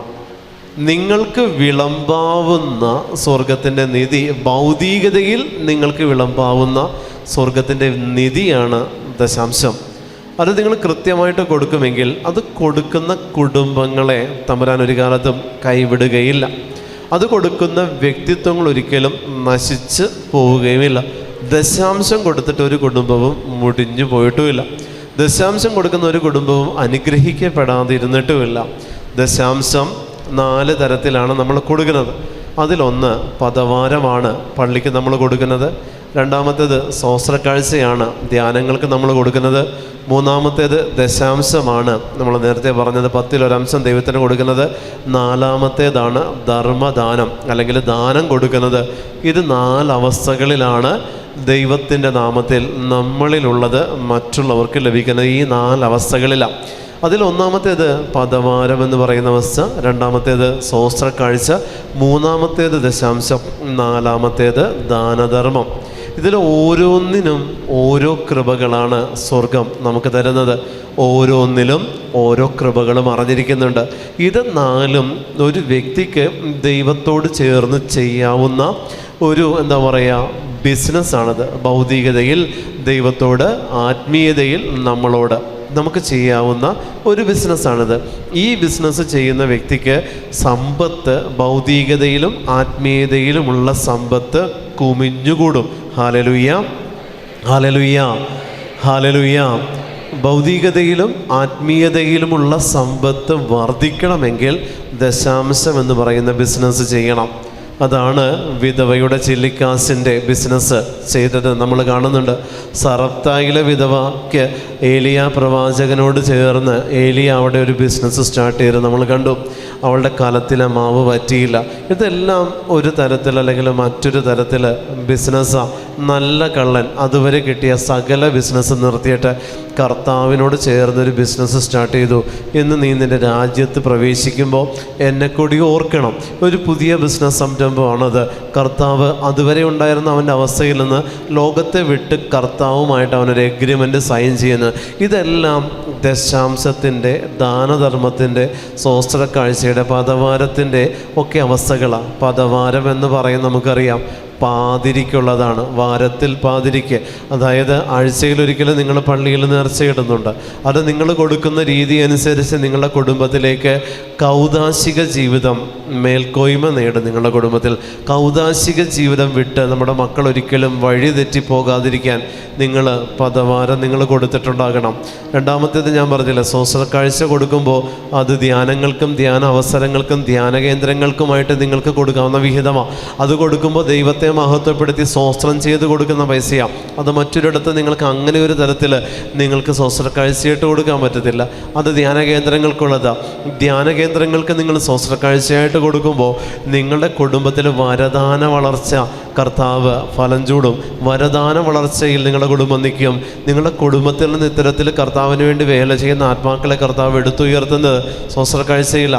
മൂന്നാമത്തേത് ദശാംശമാണ്. എൻ്റെ സമയത്തിൻ്റെ, സമ്പത്തിൻ്റെ, ആരോഗ്യത്തിൻ്റെ, മക്കളുടെ വേഷത്തിൻ്റെ, ഭവനത്തിൻ്റെ എല്ലാത്തിൻ്റെയും ഒരു വിഹിതം കൊടുക്കാൻ പറ്റുന്നത് ദശാംശത്തിൽ മാത്രമാണ്. എനിക്ക് സാലറി 10,000 ഉണ്ടെങ്കിൽ 1000 കർത്താവിന് എന്നുള്ള രീതിയിൽ നിങ്ങൾക്ക് ആർക്കും കൊടുക്കാം. ഒരു വിധവയ്ക്കോ അല്ലെങ്കിൽ ഏതെങ്കിലും വൃദ്ധസദനങ്ങളിലോ അല്ലെങ്കിൽ കുഞ്ഞുങ്ങളെ നോക്കുന്ന, അനാഥ കുഞ്ഞുങ്ങളെ നോക്കുന്ന ഇടങ്ങളിലോ അങ്ങനെ എവിടെയും നിങ്ങൾക്കത് കൊടുക്കാം. കൊടുക്കുന്നത് ജെനുവിനായിരിക്കണം. ദശാംശം കൊടുക്കുന്ന വ്യക്തിയും എപ്പോഴും 2 ദശാംശത്തോടുകൂടെ ദശാംശം സ്വീകരിക്കുകയുള്ളൂ. ഒന്ന്, സമയത്തിൻ്റെ ദശാംശം കൊടുക്കാതെ സമ്പത്തിൻ്റെ ദശാംശം മാത്രമാണ് നിങ്ങൾ കൊടുത്തുകൊണ്ടിരിക്കുന്നതെങ്കിൽ നിങ്ങളുടെ കയ്യിലുള്ളത് തീർന്നുകൊണ്ടിരിക്കും, നിങ്ങൾക്ക് കിട്ടത്തില്ല. ഒരു വ്യക്തിയുടെ കയ്യിൽ 24 മണിക്കൂർ കർത്താവ് കൊടുത്തിട്ടുണ്ട്. അതിൻ്റെ ദശാംശം, അതായത് 2 മണിക്കൂർ 40 മിനിറ്റ് തമ്പുരാന് കൊടുക്കില്ല. സമ്പത്ത് ചിലപ്പോൾ ലക്ഷങ്ങളുണ്ടാവും കയ്യിൽ, അതിൻ്റെ ദശാംശം കൃത്യമായിട്ട് കൊടുത്തുകൊണ്ടിരിക്കും. എന്നിട്ടും ഇവർക്ക് ബിസിനസ്സിൽ തകർച്ച, സാമ്പത്തികമായിട്ട് തകർച്ച, കുടുംബത്തിൽ തകർച്ചകൾ മാത്രം വരും. അപ്പോൾ ഇവർ വന്നിട്ട് പറയും, ബ്രദറെ ഇങ്ങനെ ഇത്രയും കൊടുക്കുന്നുണ്ട്, ഇത്രയും ലക്ഷങ്ങൾ കൊടുത്തിട്ടും ഇതുവരെ ഞങ്ങൾക്കൊന്നും മേൽക്കോയ്മ നേടാൻ പറ്റുന്നില്ല, ഞങ്ങൾക്ക് മേൽഗതി പ്രാപിക്കാൻ പറ്റുന്നില്ല, ബിസിനസ് അഭിവൃദ്ധിപ്പെടുന്നില്ല. എന്തുകൊണ്ടാണ്? കാരണം ഒന്നല്ല, കാരണം മറ്റൊന്നല്ല.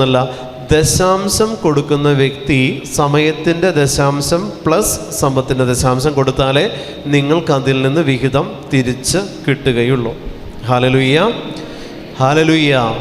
സമയത്തിൻ്റെ ദശാംശവും സമ്പത്തിൻ്റെ ദശാംശവും ഒരുമിച്ച് കൊടുക്കാത്തിടത്ത് ദശാംശത്തിൽ നിന്ന് നിങ്ങൾക്ക് ദൈവത്തിൽ നിന്നുള്ള പ്രതിഫലം കിട്ടത്തില്ല. ചില ബിസിനസ്സുകൾ 8 നിലയിൽ പൊട്ടാൻ കാരണം ഇതാണ്. ചില ബിസിനസ്സുകൾ 8 നിലയിൽ പൊട്ടും. കാരണം മറ്റൊന്നല്ല, ഇത് തന്നെയാണ്. ചില ബിസിനസ്സുകൾക്കിടയിലേക്ക് ഈ ആഭിചാരം, മന്ത്രവാദം, കൂടോത്രം പോലുള്ള സംഭവങ്ങൾ ചെയ്ത് ചില ബിസിനസ്സുകളെ തകർക്കുന്ന ചില വ്യക്തിത്വങ്ങൾ ഉണ്ട്. അതിൽ ക്രിസ്ത്യൻസ് തന്നെ പല രീതിയിൽ ഇങ്ങനെ ചെയ്യുന്നവരുണ്ട്. അപ്പോൾ ഇങ്ങനെയുള്ള ആഭിചാരത്തിൻ്റെ, മന്ത്രവാദത്തിൻ്റെ കെട്ടുകളൊന്നും നിങ്ങളുടെ ബിസിനസ്സിലേക്ക്, നിങ്ങളുടെ തൊഴിൽ മേഖലകളിലേക്ക്, വരുമാന മേഖലകളിലേക്ക് കടന്നു വരാതിരിക്കണമെങ്കിൽ നിങ്ങളുടെ സമ്പത്തിൻ്റെ ദശാംശം പ്ലസ് നിങ്ങളുടെ സമയത്തിൻ്റെ ദശാംശം ഒരുമിച്ച് കൊടുക്കണം. സമ്പത്തിൻ്റെ ദശാംശം മാത്രം നിങ്ങൾ ആർക്കെങ്കിലും കൊടുത്താൽ നിങ്ങൾക്ക് ഒരു ഗുണവും കിട്ടില്ല, തിരിച്ച് സമ്പത്ത് വരില്ല. കാരണം മറ്റൊന്നല്ല, സമയത്തിൻ്റെ ദശാംശം കൂടെ കർത്താവ് അതിനോടൊപ്പം പ്രതീക്ഷിക്കുന്നുണ്ട്. സമയത്തിൻ്റെ ദശാംശം എന്ന് പറയുന്നത് ദൈവത്തെ ആരാധിക്കുന്ന മണിക്കൂറുകളാണ് സമയത്തിൻ്റെ ദശാംശം. ദൈവത്തെ ആരാധിക്കുന്ന മണിക്കൂർ. നിങ്ങൾ ഒരു ദിവസം ഒരു മണിക്കൂർ നിയോഗങ്ങൾക്ക് വേണ്ടി പ്രാർത്ഥിച്ചാൽ അത് സമയത്തിൻ്റെ ദശാംശമല്ല. കാരണം അത് നിയോഗത്തിന് വേണ്ടി നിങ്ങൾ മാറ്റിവെച്ചതാണ്. അത് സമയത്തിൻ്റെ ദശാംശത്തിൽ ദൈവം പെടുത്തുകയില്ല. മറിച്ച് ഒരു ഇൻറ്റൻഷനും ഇല്ലാതെ ദൈവമേ ഞാൻ നിന്നെ ആരാധിക്കുന്നു എന്ന് പറഞ്ഞ് ത്രിയേക ദൈവത്തെ ആരാധിക്കുന്നതിലാണ് സമയത്തിൻ്റെ ദശാംശം ഉൾച്ചേർന്നിരിക്കുന്നത്. അനുദിന ബലി നിങ്ങൾ അർപ്പിക്കേണ്ടത് നിങ്ങളുടെ കടമയാണ്. അത് നിങ്ങൾ ചെയ്യണം. കാരണം നിങ്ങളുടെ ഉള്ളിലേക്ക് ദൈവത്തിൻ്റെ ശക്തി, കർത്താവായ യേശുക്രിസ്തുവിനെ നിങ്ങൾ സ്വീകരിക്കേണ്ടത് നിങ്ങളുടെ സ്പിരിച്വൽ ഫുഡാണ്. അതൊരിക്കലും സമയത്തിൻ്റെ ദശാംശത്തിൽ പെടുകയില്ല. Hallelujah, hallelujah.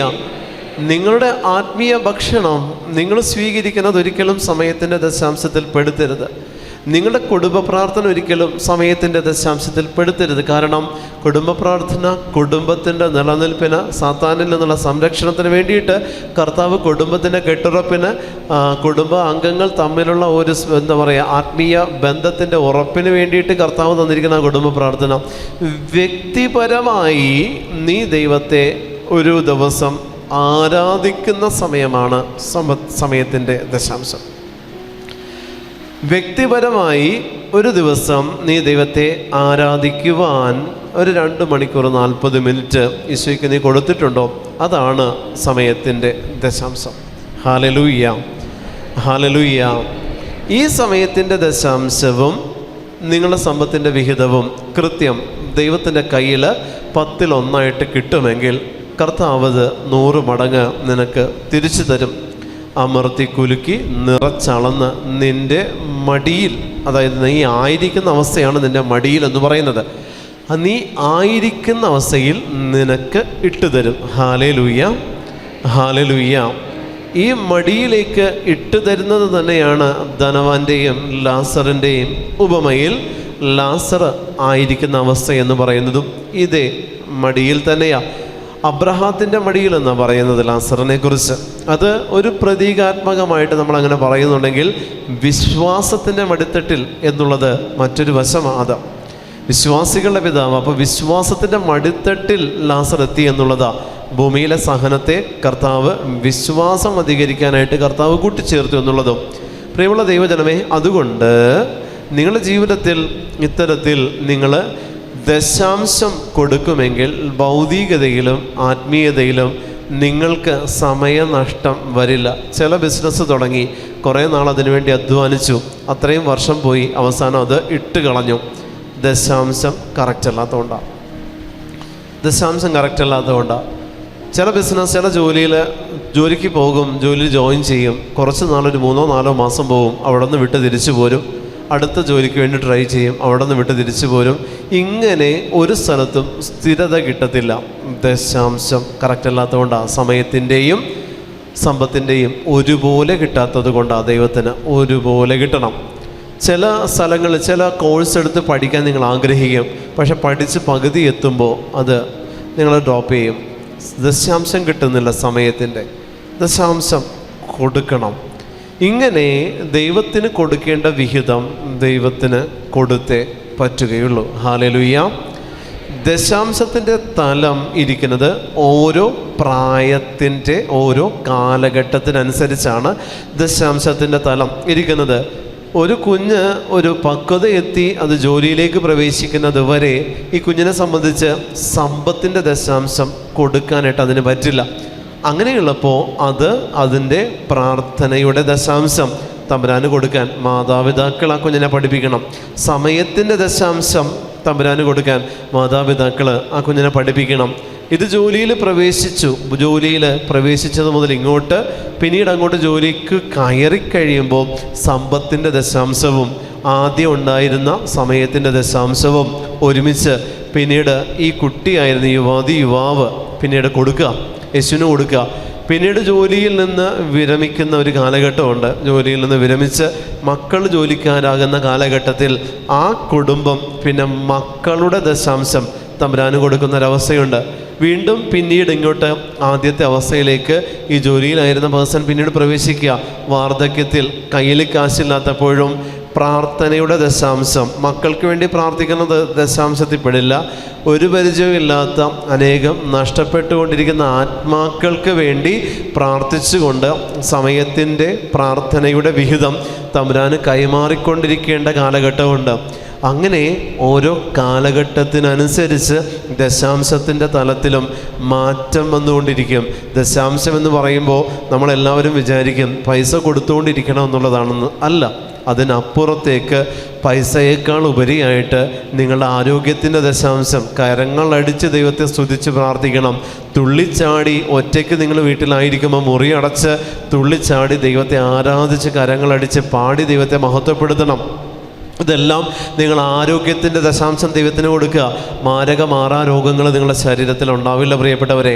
ആരോഗ്യത്തിൻ്റെ ദശാംശം നിങ്ങൾ കൊടുക്കുമെന്നുണ്ടെങ്കിൽ പള്ളിക്കുള്ളത് വിഹിതം നിങ്ങൾ കുറഞ്ഞു പോകരുത്. പള്ളിയെ, പള്ളി കമ്മിറ്റിയെ, പള്ളിയിലുള്ള നടത്തിപ്പുകളെ, പുരോഹിതനെ, സന്യസ്തയെ കുറ്റം പറഞ്ഞിട്ടാണ് പദവാരം പള്ളിക്കുള്ള വിഹിതം നിങ്ങൾ കൊടുക്കുന്നതെങ്കിൽ കുടുംബത്തിൽ ഒന്നും നിങ്ങൾ പ്രതീക്ഷിക്കേണ്ട ശാപമേ വലിച്ചു കൊണ്ടുവന്ന് വയ്ക്കുകയുള്ളൂ. കുടുംബത്തിൽ പള്ളിക്ക് കൊടുക്കുന്ന വിഹിതമെന്ന് പറയുന്നത് കുറ്റം പറയാത്ത, പരാതി പുലമ്പാത്ത നാവുകൊണ്ട് ദൈവത്തെ സ്തുതിച്ചുകൊണ്ട് വേണം പള്ളിക്കുള്ള വിഹിതം കൊടുക്കാനായിട്ട്. ഹല്ലേലൂയ, അഭിഷേകത്തോടെ ഹല്ലേലൂയ, ഹല്ലേലൂയ, ഹല്ലേലൂയ. നാലാമത്തേതാണ് ധർമ്മം കൊടുക്കൽ, ദാനം കൊടുക്കുന്നത്. ഇവിടെ പറഞ്ഞിരിക്കുന്നത് ദാനമെന്ന. ദാനം കൊടുക്കുന്നത് അർഹത നോക്കി കൊടുക്കുന്നതിൻ്റെ പേരാണ് ദാനം. ദാനം എന്ന് പറയുന്നത് തിരിച്ച് കിട്ടാത്തതാണ്, തിരിച്ച് വേണ്ട എന്നുള്ള രീതിയിൽ ഞാൻ കൊടുക്കുന്ന ഭിക്ഷയാണ്, എനിക്കിത് തിരിച്ച് വേണ്ട. ഒരു ഭിക്ഷക്കാരൻ നമ്മുടെ ഭവനത്തിൽ വന്ന് കൈ നീട്ടുമ്പോൾ തിരിച്ചു തരണം എന്ന് പറഞ്ഞ് നമ്മൾ കൊടുക്കാറില്ല. ചേഞ്ചില്ല, നീ 100 രൂപ ഇന്ന, ബാക്കി 80 താ എന്നും നമ്മൾ പറയത്തില്ല. കൊടുക്കുന്നത് ഉപേക്ഷിച്ച് കൊടുക്കുന്നതിൻ്റെ പേരാണ് ദാനം കൊടുക്കുന്നത്. ദാനം കൊടുക്കുന്നത് ദൈവത്തിന് നേരിട്ട ദാനമായി. നിങ്ങൾ എന്ത് കൊടുത്താലും അത് തിരിച്ച് പ്രതീക്ഷിക്കരുത്. അർഹത നോക്കി കൊടുക്കുന്നതിൻ്റെ പേരാണ് ദാനം. ബാക്കിയുള്ളത് 3-ൽ നിന്ന് വ്യത്യസ്തമാണ് ദാനം കൊടുക്കുന്നത്.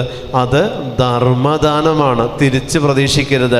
അതായത് ലോകത്തിൽ എന്തെങ്കിലും ഒരു സമ്പത്തായിട്ട് ഞാൻ ഇത്രയും പേർക്ക് സഹായിച്ചിട്ടുണ്ട്, ധർമ്മം കൊടുത്തിട്ടുണ്ട്, കർത്താവ് എൻ്റെ ജോലിയിൽ നീ ഇങ്ങനെ ആക്കി തരണം, ഇത് പ്രതീക്ഷിക്കരുത് ദാനം കൊടുക്കുന്നതിൽ. കാരണം ധർമ്മദാനം നീ കൊടുത്താൽ നിൻ്റെ മരണശേഷം നിൻ്റെ ആത്മാവിന് വിഹിതമായിട്ട്, പ്രാർത്ഥനയായിട്ട് അത് നിനക്ക് ക്രെഡിറ്റ് ആയിക്കൊണ്ടിരിക്കും. അതാണ് ധർമ്മദാനത്തിൻ്റെ പ്രത്യേകത. നിൻ്റെ മരണശേഷം ആത്മാവ് സ്വർഗത്തിലെത്തണമോ അതിനുള്ള വിഹിതം നീ ധർമ്മദാനത്തിൽ നീ കൊടുത്താൽ മതി. ഇത് 4 തരത്തിൽ നിങ്ങൾ കൊടുക്കുമ്പോൾ ഇടത് കരം അറിയരുത്, വലത് കരം ചെയ്യുന്നത്. മക്കൾ അറിയരുത്, മാതാപിതാക്കൾ ചെയ്യുന്നത്. മക്കൾ ചെയ്യുന്നത് മാതാപിതാക്കൾ അറിയരുത്. ഭാര്യ ചെയ്യുന്നത് ഭർത്താവ് അറിയരുത്. ഭർത്താവ് ചെയ്യുന്നത് ഭാര്യ അറിയരുത്. അത്രയും കർത്താവ് ഇതിനെ വിലമതിക്കുന്നത് കൊണ്ട് ഇത് ഡയറക്റ്റ് ഒരു ഡീലാണ്, ദൈവവുമായിട്ടുള്ള ഒരു ഡീലാണിത്. ഇത് തെറ്റിക്കരുത്. ഈ ഡീലിൽ മറ്റൊരാളെ നിങ്ങൾ പാർട്ട്ണർഷിപ്പിൽ ആ ഒരു ഇതിലേക്ക് നിങ്ങൾ ചേർക്കരുത്. ഭാര്യ എന്ന് പറയുന്നതെല്ലാം ഇതിന് വെളിയില്ല, ഭർത്താവ് ഇതിന് വെളിയില്ല, മക്കൾ ഇതിന് വെളിയില്ല. ഇത് നിങ്ങളും ദൈവവുമായിട്ടുള്ളൊരു എഗ്രിമെൻ്റാണ്. നിങ്ങളും ദൈവവുമായിട്ട് നിങ്ങൾ ചെയ്യുന്നൊരു ഡീലാണ്. ഈ ഈശോ വചനത്തിൽ തന്നെ പറഞ്ഞിട്ടുണ്ട്, നിൻ്റെ വലത് ചെയ്യുന്നത് ഇടത് അറിയരുതെന്ന് പറഞ്ഞിട്ടുണ്ട്. അറിയരുത്. Hallelujah, hallelujah. പക്ഷേ ഇതിൻ്റെ വിഹിതം നിങ്ങളെല്ലാവരും അറിയുകയും ചെയ്യും. ദൈവം ഇത് തിരിച്ച് നിങ്ങൾക്ക് തരുമ്പോൾ നിങ്ങളുടെ ഭർത്താവിനും മക്കൾക്കും കുടുംബത്തിനുമുള്ള വിഹിതമായിട്ടേ തിരിച്ച് നിങ്ങളുടെ കുടുംബത്തിൽ ഇതിൻ്റെ അനുഗ്രഹങ്ങൾ വന്ന് ചേരുകയുള്ളൂ. Hallelujah, hallelujah, hallelujah. ഇത് 4 തരത്തിൽ തമ്പുരാന് കൊടുക്കാനുള്ളത് നിങ്ങളുടെ കയ്യിൽ ദൈവം തന്നിട്ടുണ്ട്. ഒന്നുമില്ലാത്തവൻ്റെ കയ്യിലും ഈ 4 വിഹിതം ദൈവം കൈമാറിയിട്ടുണ്ട്. നമ്മൾ പറയില്ലേ, ദശാംശം കൊടുക്കാൻ പോലും ഒന്നുമില്ല ബ്രദറെ എന്ന് പറയില്ലേ. ഒന്നുമില്ല, ദശാംശം കൊടുക്കാൻ പോലും ഒന്നുമില്ല എന്ന് പറയുന്നവരുടെ കരങ്ങളിലും ഈ 4 അവസ്ഥയ്ക്കുള്ള വിഹിതം കർത്താവ് വെച്ച് പിടിപ്പിച്ചിട്ടുണ്ട്. കൊടുക്കാനുള്ള മനസ്സുണ്ടായാൽ മതി. നിങ്ങൾക്ക് കൊടുക്കാനുള്ളത് നിങ്ങളുടെ പോക്കറ്റിലുണ്ട്, തന്നിട്ടുണ്ട് കർത്താവ്. അതിലേത് രീതിയിൽ വേണമെങ്കിലും നിങ്ങൾക്ക് കൊടുക്കാം. ഈ 4 തരത്തിലുള്ളത് നിങ്ങൾക്ക് കൊടുക്കാനുള്ളത് നിങ്ങളുടെ കുടുംബത്തിൽ നിന്ന് നിങ്ങൾക്ക് കിട്ടും. Hallelujah, hallelujah, hallelujah, hallelujah, hallelujah, hallelujah, hallelujah, hallelujah. ഒരമ്മ വിളിച്ചിട്ട് എന്നോട് പറഞ്ഞു, ഭർത്താവ് മരിച്ചുപോയ ഒരമ്മ വിളിച്ചിട്ട് പറഞ്ഞു, ബ്രദറെ, മകൻ വീട് വെക്കാൻ വേണ്ടി ലോണിന് വേണ്ടി കയറി ഇറങ്ങുക, ഒരു സ്ഥലത്തുനിന്ന് ലോൺ പാസ്സാകുന്നില്ല, തിരിച്ചടവിനുള്ള വഴിയില്ല, എന്ത് ചെയ്യുമെന്ന് എനിക്കറിയത്തില്ല. അപ്പം ഞാൻ പറഞ്ഞു, അമ്മയുടെ കയ്യിൽ എന്തുണ്ട്, അത് ഈശോയ്ക്ക് കൊടുക്കാൻ പറഞ്ഞു. അമ്മ പറഞ്ഞു, എൻ്റെ കയ്യിൽ എന്താ ബ്രദറെ, ഞാൻ ജോലിക്കൊന്നും പോയിട്ടില്ല, മക്കളുടെ കയ്യിൽ നിന്ന് എന്തെങ്കിലും കിട്ടുന്നത് കൊണ്ട് ഞാൻ ജീവിക്കുന്നതാണ്. എനിക്ക് മരുന്നിന് പോലും ഉള്ളത് മക്കൾ ചിലപ്പോൾ കിട്ടാൻ വഴിയില്ല, ഞാൻ ചോദിക്കാറുമില്ല. അപ്പം ഞാൻ ചോദിച്ചു, പറമ്പ് എത്രയുണ്ട്? പറമ്പ് 3 സെൻറ്റാണ്. 3 സെൻറ്റിൽ വീടിരുന്നിട്ട് ബാക്കി എത്രയുണ്ട്? ബാക്കി ഒന്നുമില്ല, ചുറ്റും കുറച്ച് വൃക്ഷങ്ങൾ നിൽക്കുന്നുണ്ട്. ഞാൻ ചോദിച്ചു, വൃക്ഷത്തിൽ ഫലങ്ങളും വല്ലതും ഉണ്ടോ? അപ്പോൾ പറഞ്ഞു, ഫലങ്ങളായിട്ട് 2 മാവിൽ കുറേ മാങ്ങ നിൽക്കുന്നുണ്ട്. ഞാൻ പറഞ്ഞതെല്ലാം വലിച്ച് പറിച്ച് താഴ്ത്തിടാൻ പറഞ്ഞു. താഴ്ച്ചിട്ടിട്ട് ഏതെങ്കിലും ഒരു പച്ചക്കറി കടയിൽ കൊണ്ടുപോയിട്ട് അമ്മ ഒരു സ്കിറ്റിലാക്കിയിട്ട് കൊണ്ടുപോയി കൊടുക്കുമ്പോൾ അമ്മയുടെ കയ്യിലേക്ക് ഒരു 100 120 കയ്യിൽ വീഴും. അതുകൊണ്ട് തമ്പുരാന് കൊടുക്കാൻ പറഞ്ഞു. Hallelujah, hallelujah. നമ്മൾക്കുള്ള വിഹിതം നമ്മുടെ മുറ്റത്തുണ്ട്. ഈശോയ്ക്ക് കൊടുക്കാനുള്ള വിഹിതം ദരിദ്രരുടെ ചില്ലിക്കാശ്. ഞാൻ പറഞ്ഞു, ഇങ്ങനെ ഒരു വിഹിതം നിങ്ങളുടെ വീട്ടിലുണ്ട്. അമ്മ നോക്കി. അപ്പോൾ ഈ അമ്മ ആരാണെന്ന് എവിടെന്നോ വിളിക്കുന്നതെന്ന് എനിക്കറിയില്ല. അപ്പോൾ ഞാൻ പറഞ്ഞു, നിങ്ങളുടെ വീടിന് ചുറ്റുമുള്ള വൃക്ഷത്തിൽ നിന്ന് കിട്ടുന്നതിൻ്റെ ഒരു വിഹിതം എടുത്തിട്ട് ഈശോയ്ക്ക് കൊടുക്കാനായിട്ട് അമ്മ ഒന്ന് ശ്രമിച്ചേ. അമ്മ അത് പറിച്ചെടുത്ത് ഒരു സഞ്ചിയിൽ നിറച്ച്, ഒരു സഞ്ചി നിറച്ച് പച്ച മാങ്ങയും കൊണ്ട് അമ്മ പോയി ഒരു പച്ചക്കറി കടയിൽ കൊണ്ടേ കൊടുത്തിട്ട് പറഞ്ഞു, വിഷമില്ലാത്തതാ, വീട്ടിലുണ്ടായതാ, ഇതെടുത്തിട്ട് ഇത് നീ മറിച്ച് വിറ്റോ, എനിക്കിതാ. അയാൾ എല്ലാം കൂടി 240 രൂപയോ മറ്റോ ഈ അമ്മയ്ക്ക് കൊടുത്തു. നഷ്ടക്കച്ചവടോ. ഈ 240 കൊണ്ടുവന്നിട്ട് അമ്മ അത് കൊണ്ടുപോയിട്ട് അമ്മയ്ക്ക് പരിചയമുള്ളൊരു സ്ത്രീക്ക് ഭക്ഷണം വാങ്ങിക്കൊടുത്തു. Hallelujah, hallelujah. ബാക്കി കൊണ്ടുപോയിട്ട് പള്ളിയിൽ എവിടെയോ കൊണ്ട് നേർച്ച കിട്ടുന്ന അമ്മേനോട് പറഞ്ഞത്, പിറ്റേ ആഴ്ച മകൻ്റെ ലോൺ പാസ്സായി. പിറ്റേ ആഴ്ച മകൻ്റെ ലോൺ പാസ്സായി. ഒന്നുമില്ല അവിടെ, വഴിയില്ല, പക്ഷെ ദൈവമുണ്ട്. ചിലത് നമ്മുടെ കണ്ണിൽ അടഞ്ഞു കിടക്കുക, അടച്ചിട്ടിരിക്കുക സാത്താൻ. കൊടുക്കാനുള്ള വിഹിതം നിങ്ങളുടെ കയ്യിലുണ്ട് പ്രിയപ്പെട്ടവരെ. ഞാൻ പറഞ്ഞില്ലേ, അത് സമയമായിട്ട്, ആരോഗ്യമായിട്ട്, സമ്പത്തായിട്ട്, നിങ്ങൾക്കുള്ള ജ്ഞാനത്തെ നിങ്ങൾക്ക് പകർന്നു കൊടുക്കാം, നിങ്ങൾക്കുള്ള അറിവിനെ നിങ്ങൾക്ക് പകർന്നു കൊടുക്കാം. നിങ്ങളിൽ എന്തുണ്ടെന്ന് നിങ്ങൾ ചിന്തിച്ചാൽ അത് സമ്പത്തില്ലാത്ത വ്യക്തികൾ അത് നിങ്ങൾക്ക് ദശാംശമായിട്ട് കൊടുക്കാം. ദരിദ്രരുടെ കയ്യിലുണ്ടായിരുന്നില്ലേ 2 ചെമ്പ് തൊട്ട്. അപ്പോൾ പിന്നെ 2 ചെമ്പ് തൊട്ടെന്നുള്ള ഏറ്റവും വില കുറഞ്ഞ നാണയം ആ സ്ത്രീയുടെ കയ്യിലുണ്ടെങ്കിൽ നിങ്ങളുടെ കയ്യിൽ എന്തെല്ലാമോ ഉണ്ട്, നിങ്ങൾക്ക് കൊടുക്കാവുന്നതേ ഉള്ളൂ. നിങ്ങളത് കണ്ടെത്താത്തിടത്ത് നിങ്ങളുടെ ആരോഗ്യത്തിൻ്റെ സമ്പത്ത് നിങ്ങൾക്കറിയില്ല, നിങ്ങളുടെ സമയത്തിൻ്റെ വാല്യൂ നിങ്ങൾക്കറിയില്ല. സമയം എന്ന് പറയുന്നത് ക്രിസ്തു തന്നെയാണ്. അത് അവന് കൊടുത്താൽ നിങ്ങൾക്കത് സമ്പത്തായിട്ട് തിരിച്ചു വരും. ദശാംശമായിട്ട് കൊടുത്താൽ വാല്യൂ ഉള്ളതെല്ലാം ദൈവം തന്നെയാണ് പ്രിയപ്പെട്ടവരെ. സമയത്തിന് വാല്യൂ ഉണ്ട്, നിങ്ങളുടെ ആരോഗ്യത്തിന് വാല്യൂ ഉണ്ട് ദൈവത്തിൻ്റെ മുമ്പിൽ. നിങ്ങൾക്ക് ചുറ്റും കോടികളുണ്ട്, സ്വന്തമായിട്ട് ആരോഗ്യമില്ലെങ്കിൽ എന്തിനു കൊള്ളാം നിങ്ങളെ? ഒരു ഉപകാരവുമില്ല. അതുകൊണ്ട് നിങ്ങൾക്കുള്ള ആരോഗ്യം എന്ന് പറയുന്നത് നിങ്ങളുടെ സമ്പത്താണ്, കർത്താവിന് കൊടുക്കാന്നേ. നിങ്ങളുടെ സമയം എന്ന് പറയുന്നത് ഏറ്റവും വിലപ്പെട്ടതാ. ഒരു നിമിഷം പാഴാക്കിയാൽ നമ്മളുടെ ആയുസ്സിലേക്കുള്ള ഒരു നിമിഷം കുറഞ്ഞു എന്നുള്ളതാ, ആയുസ്സെത്തി എന്നുള്ളതാണ്. അപ്പോൾ അതും വാല്യൂ ഉള്ളതല്ലേ? അത് ദൈവത്തിന് കൊടുത്താൽ കർത്താവ് എത്രയോ അധികമായിട്ട് നിങ്ങളെ അനുഗ്രഹിക്കും. സമയത്തിൻ്റെ ദശാംശം ദൈവത്തിന് കൊടുക്കുന്നവൻ ആയുസ്സെത്താതെ മരിക്കില്ല. Hallelujah, hallelujah. സമയത്തിൻ്റെ ദശാംശം ദൈവത്തിന് കൊടുക്കുന്നവൾ ആയുസ്സെത്താതെ മരിക്കില്ല, ഉറപ്പാണ്. സമയത്തിൻ്റെ ദശാംശം ദൈവത്തിന് കൊടുത്തില്ലെങ്കിലേ ആയുസ്സെത്താതെ പാതി വഴിയിൽ ജീവിതം ഉപേക്ഷിക്കേണ്ട അവസ്ഥയിലേക്ക് വരുള്ളൂ. നിങ്ങളുടെ കയ്യിൽ ഒന്നുമില്ലെങ്കിൽ നിങ്ങൾ സമയത്തിൻ്റെ ദശാംശം ഈശോയ്ക്ക് കൊടുക്കണം. ഈശോയ്ക്ക് കൊടുക്കണം, നിങ്ങൾ കൊടുക്കാതിരിക്കരുത്. സമ്പത്ത് മാത്രമല്ല നിങ്ങൾക്ക് ഈശോയ്ക്ക് കൊടുക്കാനായിട്ട് ദൈവം നിങ്ങളുടെ കയ്യിൽ തന്നിരിക്കുന്നത്. വാല്യുബിളായിട്ടുള്ള എന്തെല്ലാമോ ഉണ്ട് നിങ്ങളുടെ കയ്യിൽ, കൊടുക്ക്.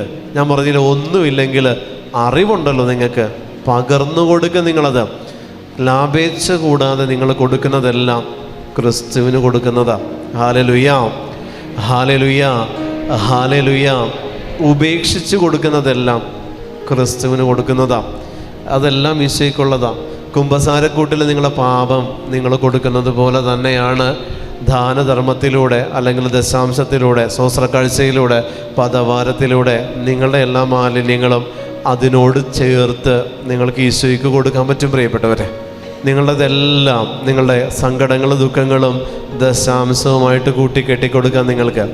നിങ്ങൾക്ക് കൊടുക്കാനുള്ളത് ദശാംശം കൊടുക്കുമ്പോൾ, അവിടെ സ്വസ്ത്രക്കാഴ്ച കൊടുക്കുമ്പോൾ, ദാനധർമ്മം കൊടുക്കുമ്പോൾ, അല്ലെങ്കിൽ പദവാരം കൊടുക്കുമ്പോൾ വെറുതെ ഒരു കറൻസി മാത്രമായിട്ട് നിങ്ങൾ കൊണ്ടുപോയി നേർച്ചപ്പെട്ടിയിൽ ആ തൊട്ടിയിൽ ഇടരുത്. മറിച്ച് ആ കറൻസിയോട് ചേർത്ത് നിങ്ങളുടെ ഇല്ലായ്മയെ നിങ്ങൾ ബന്ധിക്കണം. ആ കറൻസിയോട് ചേർത്ത് നിങ്ങളുടെ രോഗങ്ങളെ നിങ്ങൾ ബന്ധിക്കണം. ആ കറൻസിയോട് ചേർത്ത് നിങ്ങളിലുള്ള പൈശാചികതകളെ നിങ്ങൾ ബന്ധിച്ച്, കർത്താവേ, എന്നിലുള്ളത്, എൻ്റെ കുറവുകൾ, എന്നെ ഭരിക്കുന്നത് എല്ലാം ഈ സമ്പത്തോട് ചേർത്ത് ഞാൻ നിനക്ക് ഉപേക്ഷിച്ച് തരികയാണ്. ഉപേക്ഷിച്ച് കൊടുക്കുന്നതെല്ലാം കർത്താവ് തരും. തിരിച്ചു തരുന്നത് തിരിച്ചു വരത്തില്ല. അതാണ് അതിൻ്റെ പ്രത്യേകത. ഉപേക്ഷിക്കുന്നതൊന്നും പിന്നെ നമ്മൾ അന്വേഷിച്ച് പോകില്ല.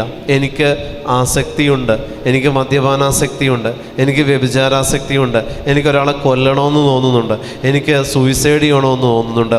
ഇതെല്ലാം എന്നിലുള്ള ദുർഗുണങ്ങളെങ്കിൽ നമ്മൾ കൊടുക്കുന്ന ദശാംശത്തോട് ചേർത്ത് എൻ്റെ ഈ ആസക്തികളുടെ മേഖലകളെ ആ നോട്ടിനോട്, ആ കറൻസിയോട് ചേർത്ത് ബന്ധിച്ചിട്ടിട്ട് കർത്താവിന് കൊടുത്താൽ അത് ഉപേക്ഷിച്ച് കൊടുക്കുന്നതാണ്. പിന്നീട് ഈ തോന്നൽ എനിക്ക് വരില്ല, പിന്നീട് ഈ അസ്വസ്ഥതകൾ എന്നെ ഭരിക്കില്ല. പിന്നെ എന്നെ ഭരിക്കുന്ന ഈ സ്പിരിറ്റ് എന്നിൽ നിന്നത് വാഷ് ഔട്ട് ചെയ്യപ്പെടും.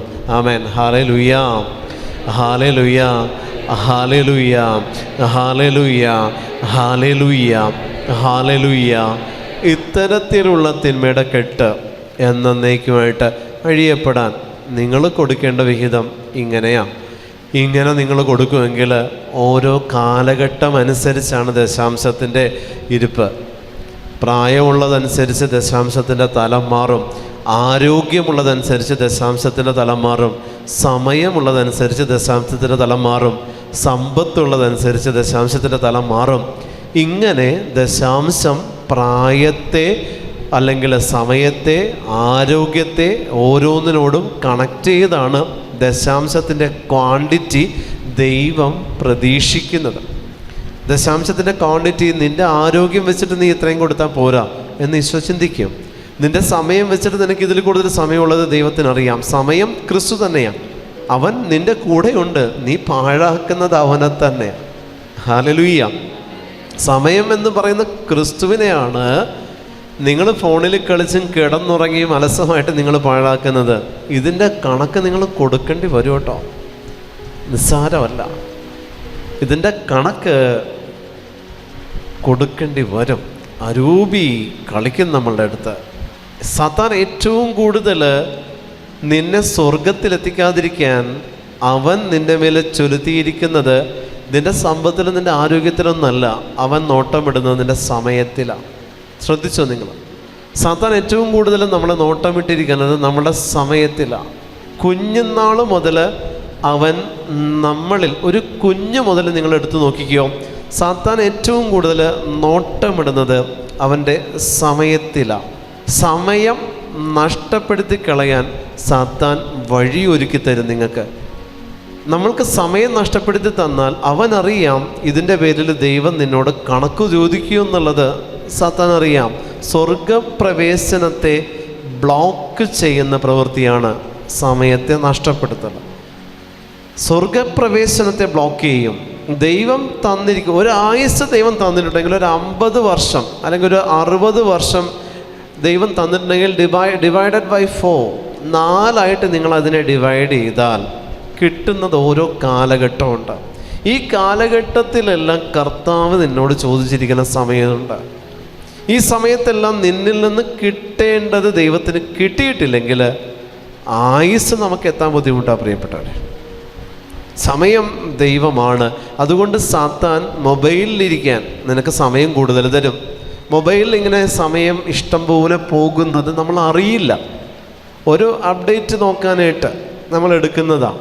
ഒരു ഗ്രൂപ്പ്, ഇന്നലെ ഒരു സഹോദരനോട് പറഞ്ഞല്ലോ, ഞാനിങ്ങനെ പ്രെയർ ഗ്രൂപ്പ് എടുത്ത് നോക്കുമ്പോൾ അതിൻ്റെ അകത്ത് ഒരു യൂട്യൂബ് ലിങ്ക് തന്നു. അപ്പോൾ പ്രെയറിൻ്റെ യൂട്യൂബ് ആണല്ലോ, പ്രെയറിൻ്റെ യൂട്യൂബ് ആകുമ്പോൾ അത് കണ്ടല്ലേ പറ്റുള്ളൂ. ആ ലിങ്കിൽ ക്ലിക്ക് ചെയ്തു.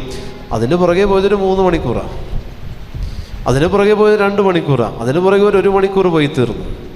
ഒരു പ്രെയറാണ്. ഇത് തന്നെയാണ് പലരും പറയുന്നത്. പല അമ്മമാരും വിളിച്ചിട്ട് പറയും, ബ്രദറെ ഡാനിയൽ അച്ഛൻ്റെ ടോക്ക് കേൾക്കാൻ വേണ്ടി ഓപ്പൺ ചെയ്തതാണ്. ഞാൻ വെച്ചാൽ അവസാനം എവിടെ എത്തി? അവസാനം ഇപ്പോൾ കുക്കറി ഷോയിൽ എത്തി നിൽക്കുക. നമ്മൾ യൂട്യൂബിലേക്ക് അല്ലെങ്കിൽ ഫോണിലേക്ക് പ്രവേശിക്കാൻ സാത്താൻ നമ്മളെ കൊണ്ടുപോകുന്നത് ഭക്തി മാർഗത്തിലൂടെ ആയിരിക്കുള്ളൂ. ടോക്ക് കേൾക്കാം, വിടുതലിനെ പറ്റി കേൾക്കാം, അത് കേൾക്കാം, ഇത് കേൾക്കാം, സ്പിരിച്വലി വളരാം. ഇതായിരിക്കും അതിലേക്ക് പ്രവേശിക്കാൻ എൻട്രി തരുന്നത് പിശാച് ദൈവത്തിലൂടെയാണ്. അവൻ ദൈവത്തിലൂടെ നമ്മളെ അതിലേക്ക് പ്രവേശിപ്പിച്ചതിന് ശേഷം പിന്നീട് അവൻ തീരുമാനിക്കും എങ്ങോട്ട് പോകണോ. നിൻ്റെ വിരൽ ഫോണിൽ പതിഞ്ഞാൽ ആ ഫോണിൽ നിൻ്റെ വിരൽ ഇങ്ങോട്ട് നീക്കുന്നത്, ഫോണിൽ ഇങ്ങോട്ട് നീക്കുന്നതെല്ലാം പിന്നെ അരൂപി വേറെയാണ്. ആ രൂപി പിന്നെ നിന്നെ കൊണ്ടുപോയിക്കോളും. നീ പോലും അറിയില്ല. നിൻ്റെ കണ്ണ് അതിൽ നിന്ന് മാറാതിരിക്കാൻ നിൻ്റെ കണ്ണിനെ അവൻ ലോക്ക് ചെയ്യും. നിൻ്റെ കാത് അമ്മ വിളിക്കുന്നത് അപ്പം വിളിക്കുന്നത് കേൾക്കാതിരിക്കാൻ ഹെഡ്സെറ്റ് കാതിൽ തിരികെ കയറ്റുവാൻ. പിന്നെ നിനക്ക് പുറം ലോകമായിട്ടുള്ള എല്ലാ കണക്ഷനും കട്ട് ചെയ്തു സാത്താൻ. കംപ്ലീറ്റ് ലോകം കട്ട് ചെയ്ത്. കണ്ണ് അവൻ്റെ അടുത്താണ്, നിൻ്റെ ഫിംഗർ ടിപ്പ് അവൻ്റെ അടുത്താണ്, നീ കുരിശുവരൊക്കെ നിൻ്റെ തമ്പ് അവൻ്റെ കയ്യിലാണ്, എല്ലാം അവൻ്റെ കയ്യിലാണ്. പിന്നെ നിൻ്റേതായിട്ട് ഒന്നുമില്ല. കണ്ണ് അവൻ്റെ കയ്യിൽ, കാത് അവൻ്റെ കയ്യിൽ, സംസാരമില്ല, വായടച്ച് മൗനിയായി. കംപ്ലീറ്റ്ലി അവൻ്റെ അണ്ടറിലേക്ക് നീ പോവുക. നിൻ്റെ സമയത്തെ അവൻ ഏറ്റെടുക്കുക. ക്രിസ്തുവിനെ അവൻ കൊല ചെയ്യുക നിന്നിലൂടെ. സമയമാകുന്ന ക്രിസ്തുവിനെ നിന്നിലൂടെ അവൻ കൊന്നു കുഴിച്ചു മൂടും. ക്രിസ്തു മാറിയിരിക്കും. നീ കണക്ക് കൊടുക്കേണ്ടി വരും തമ്പുരാൻ്റെ മുമ്പിൽ. Hallelujah, hallelujah, hallelujah. അതുകൊണ്ടാണ് ഞാൻ പറയുന്നത്, സമയത്തിൻ്റെ ദശാംശം കൊടുക്കുന്ന വ്യക്തി ആയുസ്സെത്താതെ ചാവൂല. സമയത്തിൻ്റെ ദശാംശം കൊടുത്താൽ മതി. കർത്താവിന് വേണ്ടി കൊടുക്കാൻ നിങ്ങളുടെ കയ്യിൽ സമയം ഉണ്ടാവും. ഈശോയ്ക്ക് വേണ്ടി കൊടുക്കാനുള്ള സമയമില്ലെങ്കിൽ മറ്റൊന്നിനും നിങ്ങൾക്ക് സമയം കിട്ടില്ല. സമയത്തിൻ്റെ ദശാംശം കൊടുക്കാൻ ഉദ്ദേശിക്കുന്ന വ്യക്തി, കൊടുക്കാത്ത വ്യക്തികൾ ബിസിനസ് സ്റ്റാർട്ട് ചെയ്യും. ഈ ബിസിനസ്സിന് വേണ്ടി 8-10 വർഷം ഈ ബിസിനസ്സിന് വേണ്ടി അധ്വാനിക്കും. അവസാനം ബിസിനസ് തകർന്ന് അരിപ്പണമാവും. ഈ 10 വർഷം പോയോ ലൈഫിൽ നിന്ന്? ഒന്നും നേടിയതുമില്ല. മിച്ചമെന്താ? നഷ്ടപ്പെടുത്തിയ സമയം. 10 വർഷത്തെ സമയത്തിൻ്റെ കണക്ക് ദൈവത്തിന് നിങ്ങൾ എങ്ങനെ കൊടുക്കും പ്രിയപ്പെട്ടവരെ? എന്ത് കൊടുത്ത്